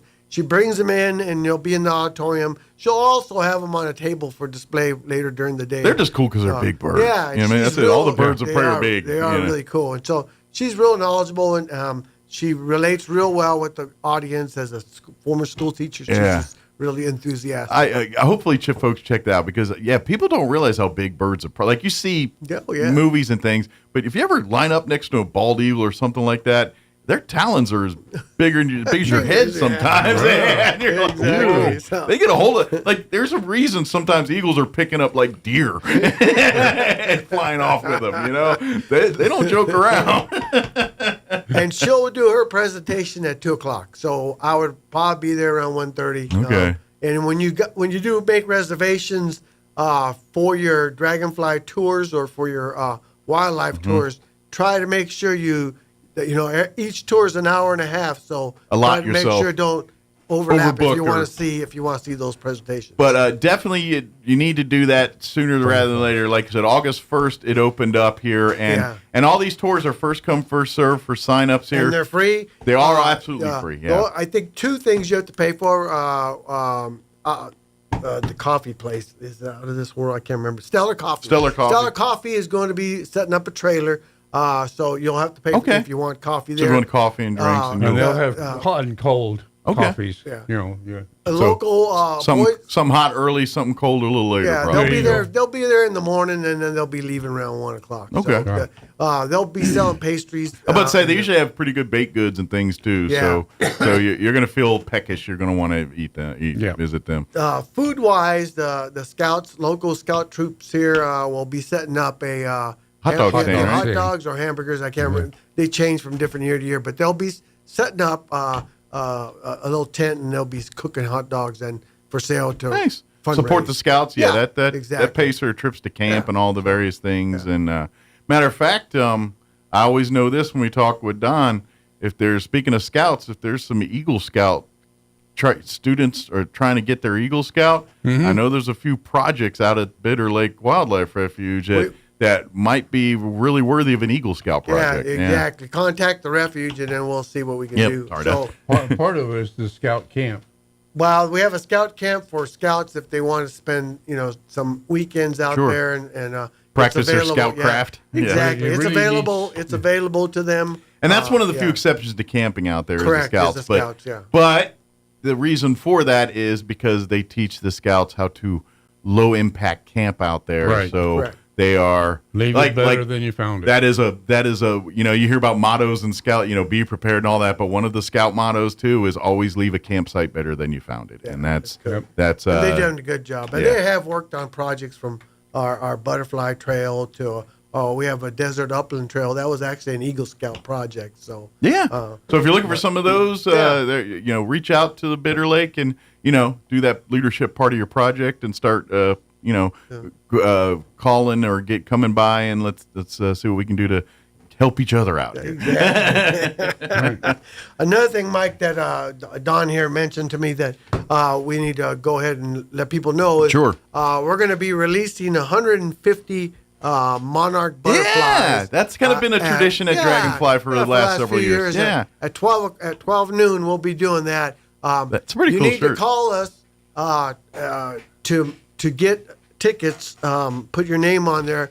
We'll have 3 sites that we release the butterflies. Yeah. And it's not only for kids, but it just depends if we have any slots available. We got a few extra butterflies available. You want to release one? Come on down. And we're still kind of early in the process. But if you call, we'll give you a ticket, and then you just come over. It's a great photo opportunity. Yeah, it's a lot of fun. We Kids give you a enjoy it. monarch and the butterflies, and they'll just throw it up in the air, and it flies away. You're doing your part for their whole migratory thing. Yeah. That's right. Over the years, in fact, Fish and Wildlife has been real concerned about their populations. Sure. A lot of them, The most numbers of have them been- migrate down, generations migrate down to Mexico, and then they come back up North America. But those numbers aren't as much moving. Exactly. So they're. Well, I know you guys have been kind of planting the seeds here for the last several years and in integrating a new batch, I guess you say, or flock or whatever. Help out anyway. Yeah. And you can help personally yourself by your home gardens if you try to plant milkweed because that's what they monarchs, like. They'll lay the eggs on there and they'll grow up. When they eat the sap in the plant, monarchs have that orange color. It's because it's a warning to other predators. If you colors are defense mechanism. If you eat me, you're going to get highly sick or you're going to die. Yeah. Because I'm poisoned. I know it's really pretty to look at and all that, but that's part of it's intimidating to eat. Exactly. So, and our friends at Bitter Lake have helped design our butterfly trail that connects the visitor center to a little loop trail. And in the last few years, we've actually had monarchs come over and start laying their eggs at the plants. So they're setting up shop. Yeah. That is so great. Growing. Yeah. That's a few more of these, and maybe we're getting those numbers back to where they're supposed to be. And it's cool because I've been there since 2001, and it's been really fun to watch the Friends of Bitter Lake start off as a small little group and then do projects. They're instrumental in having us purchase that new visitor center. That visitor center is beautiful. Well, without the volunteers, whether it's the Friends or because there's another volunteer group that's directly it's mixed. Regardless, that's the reason this park is here and thriving and still here today is because our great volunteers that volunteer their time to put in their sweat equity out there Correct. and doing their stuff. And it's more important now, as with all these government cuts, there's less staffing and stuff Exactly. like that, and They give you a few hurdles to make magic out there. Yeah. So having volunteers, and if you're interested, it could be anything from doing bird surveys to working on the butterfly trail to helping at the visitor center. In fact, we are looking for a RV couple. If we give them free camping, and it's water, sewage, and they can go ahead and we'll have them work 3 days at the visitor center. Yeah, it's pretty easy work. Yeah, it's easy, but it's free. Like I said, free campsite. And you can use it as your jump off point if you want to see South. Like you say, oh, we're going to go hit Carlsbad Caverns one day, or we're going to go to Lincoln or whatever. Easily, and then just use Bitter Lake as your base kind of thing. We have a little place where you put your RV pad, and it's got a rooftop. And we have a laundry facility for you. And it's nice and quiet out there. Yeah, it's quiet. Oh, yeah. It's beautiful. It's not like an RV park where you got a neighbor 3 feet away. It's like a gated community. So give us a call if you're interested, and that is 575-244-6256. And again, we're looking for an RV couple. Yeah. And they'll be helping with the visitor center. You're going to have amazing morning walks every day. Oh, yeah, exactly. You're going to walk around Bitter Lake every morning. And you get to do it at right at dusk or right at dawn, rather, at 6 a.m. or whatever, Or technically. And this program I with started RV, when it was dark. They didn't know. I was already here. and this program, RV camping, has been a national program. And like I said, there's 500 wildlife refuges, and not all of them have volunteers. You play your cards right. Yeah, you could go. You can do a summer or winter here. I ain't gonna lie, that sounds fun. Or Alaska. Like wherever. if I had retired and if I was in your shoes, Steve. Yeah. Oh yeah. I'm about to. I'm thinking that. Yeah, let's get this an RV and. We're going to spend a year. We'll start East Coast, and then by the end of the year, we're going to hit the West Coast. We plan to visit a lot of refuges and parks with retirement, but And I wouldn't even need like that big hulking RV that No. I don't need that 700-footer that pops out. No, give me that little tiny jobber that me and maybe my wife, we've could had, comfortably. We've had people with sprinters, a small little pull trailer. Yeah, a little place I can eat a dinner, watch a TV show, and sleep. That's all I need. Yeah. And you take care of business. Other than that, I'm good to go. Yeah. Give me a call before I retire, and I'll try to set you up. There you go. I got to get the RV first. Hold on. Oh, and retire. Yeah, that was the other thing. Try to do that. Yeah. So, and then if you can't make any of these events on Saturday, well, let me go over a little bit. We do have several vendors. Oh, yeah. There'll be a lot of other agencies and nonprofits. Yeah. We have an archery. The 4-H club will be doing archery. Kids arts and craft. They do all kinds of stuff. Yeah. In the back deck with the kids. Okay. So it's a fun Will there be day. any game and fish here? I know some years they've had it. Some This year they again, were unable government to make cutbacks tend to cut into things. And that's probably one of my biggest disappointments. We've had that fishing pool for a long time, and we'll definitely miss that one. That event. Well, I guess I know now that law enforcement, they're doing their fishing with a cop thing now, and maybe. If you need to get your fishing fix, they just had one a couple weeks ago, so maybe we could do they'll go out to Lake Van and do fishing and stuff. Okay, yeah, that's cool. But I mean, it's not, it's not fishing out with the learn, but that's always, and who knows, it may come back, but funding is what funding does, and it was fun for the kids. I mean, and it's kind of crazy because most refuges in the country allow some kind of fishing, but Bitter Lake, we have several different rare fish. That they don't want you messing with. A lot of fishermen use bait fish, and so they get loose and compete with the native stuff. Yeah. So it's been a policy. And that's something that people don't realize too. Is we talk about protecting the animals and plants native, but the problem is there are some plants and animals that thrive very well in this environment, but aren't native to it. So that's the constant fight. Like you hear about salt cedar. That's one of the. Yeah, they have. That's a plant that's hardy here. And that's been one of the things that I've noticed with our management here over the years. We've hit that pretty good. Mm-hmm. It's still always a constant battle, but when I first got here, it was like a forest of salt cedar out there. It was winning. Now it's an even fight. We've knocked it out pretty good. And there's several other stuff that happens, and that's even all around the country. When I was in Florida, oh my gosh, Florida, because it's subtropical. Sure. They even have monitor lizards and different kind of reptiles. Sure. coming in because people have pets and let them loose. Absolutely. Just, speaking of that, just, kind of talking maybe a little science here, but I know I'm hearing like Roswell Seed and the city, other people we've talked to, like the flooding that we had here last year and how that's been a real issue on creating weeds, but weeds that are kind of tougher to fight. Like these are kind of tougher, you know what I mean? Like the normal. Are you guys experiencing any types things like that out of the refuge because of the flooding? We have always had different kind of plants. Yeah. I just didn't know if you were seeing anomalies out there because of the flooding. We've had just some weird stuff going on in the last few years. For one thing, our bird feeders, I've been concerned about our birds. We used to get a lot of variety of birds coming to the visitor center with some of our bird feeders. And now, the last 2 years, I haven't seen hardly any. I was just talking to our biologist the other day about how normally I would see western kingbirds hanging around some of the trees and around the wires and stuff, and I haven't seen a single one. And we used to get tons of those.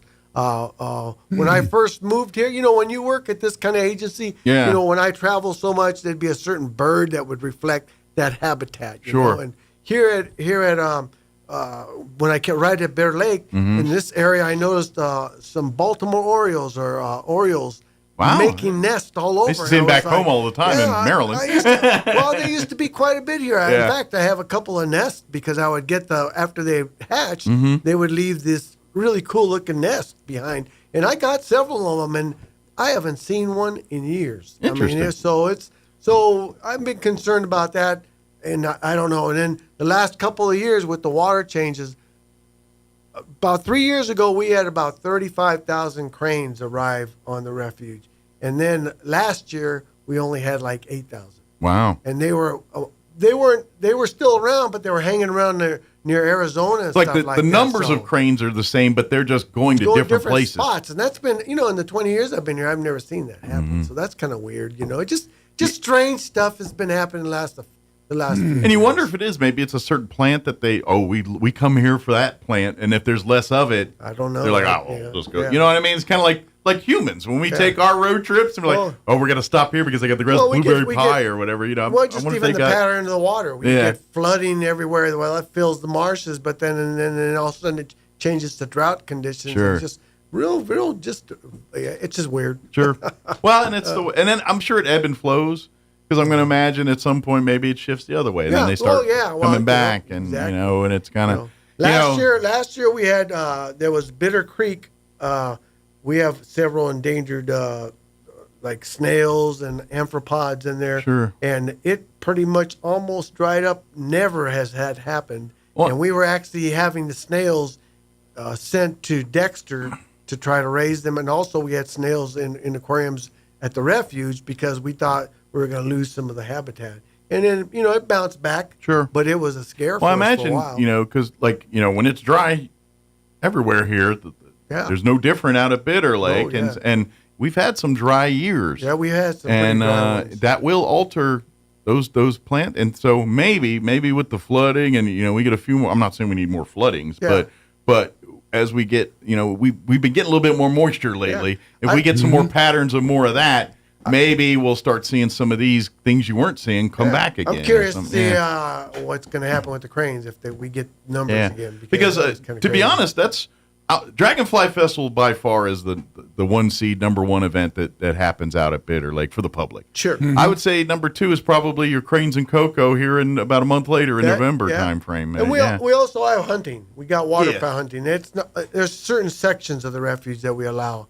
And people always ask, how can you hunt at refuges? Well, there's a real close development. A lot of the hunters early on and before refuges are around, they're the ones that try to get people to start regulating laws to protect them because they go out there and we're having all our birds. And this is the slippery slope that when we talk about California parents rallied outside the state economic Capitol building all the time. We're out of time, but the economic impact. I mean the nature impact of it, whereas you look at like the forest stuff here, and they protect the forests, but man's already been there. Yeah. And if you just pull man out of the equation without doing anything to mitigate that, it's just as bad as man over mitigating. So you got to find that balance. We're here already. You got to find that balance between, man not getting too involved, but at the same time, we've already been involved. We don't want to not get involved to screw things up even worse than we were before. And so that's the dance we're fighting. And with the hunting program, for waterfowl, it's mandatory. You have to buy a what's called a federal duck stamp, and that money goes directly into buying habitat for the. Gotcha. A lot of refuges are established with that money. Yeah. So Well, anyway. we're late. It's 9:01. We blew right through the 9 o'clock hour. Again, get your tickets. Friends of Bitter Lake. It's Friends of Bitter Lake WR.org, I think is the actual address. But type in Bitter Lake Wildlife Refuge, anything like that, and that'll get you right to the website. And let me give you the phone number real quick for the reservations. Yes. It's 575-244-6256. And call as soon as you can because these slots will get filled, and we hate to not get you on board. Early bird getting worm on this one. So when they're starting to fill up. There you go. Well, thank you guys. Appreciate it. Thank you, Steve. All right. We'll see you again soon. I know we will. Just if nothing else, we'll see him again. Yeah, there you go. All Thanks, right, Mike. 9 o'clock. With your Pecos Valley news update, I'm Jared Cirillo. A shooting early Monday leaves a 31-year-old man dead in North Roswell. RPD says officers responded just before 7 in the morning to the area of North Sherman Avenue and 23rd Street.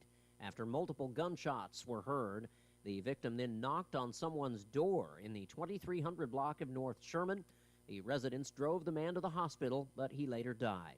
The victim is identified as Darren Estephan Johnson, and the gunman is believed to have fled in a car, which was later located by police. However, no suspect information or motive is known. Minute with the Mayor returns today in Artesia. Mayor John Henry will be available for questions about anything going on in Artesia. Stop by Kith and Ken from 8:30 to 9:30 this morning. Minute with the Mayor happens every second and fourth Tuesday of each month at 105 North 5th Street in Artesia. You're up to date. I'm Jared Cirillo. I'm meteorologist Steve Hamilton with your Pecos Valley weather. The monsoon is picking up a little bit, and we may start to see some showers and thunderstorms coming back on Wednesday, but for now we'll stay sunny. Afternoon highs 90 to 95. Overnight, just a slim chance of a shower. We're in the upper 60s, and then sunny most of Wednesday. We can't rule out an afternoon thunderstorm, though. Our high should be in the low 90s. I'm meteorologist Steve Hamilton, and that's your latest forecast. Roswell's home for talk radio is 106.5 FM, KEND Roswell.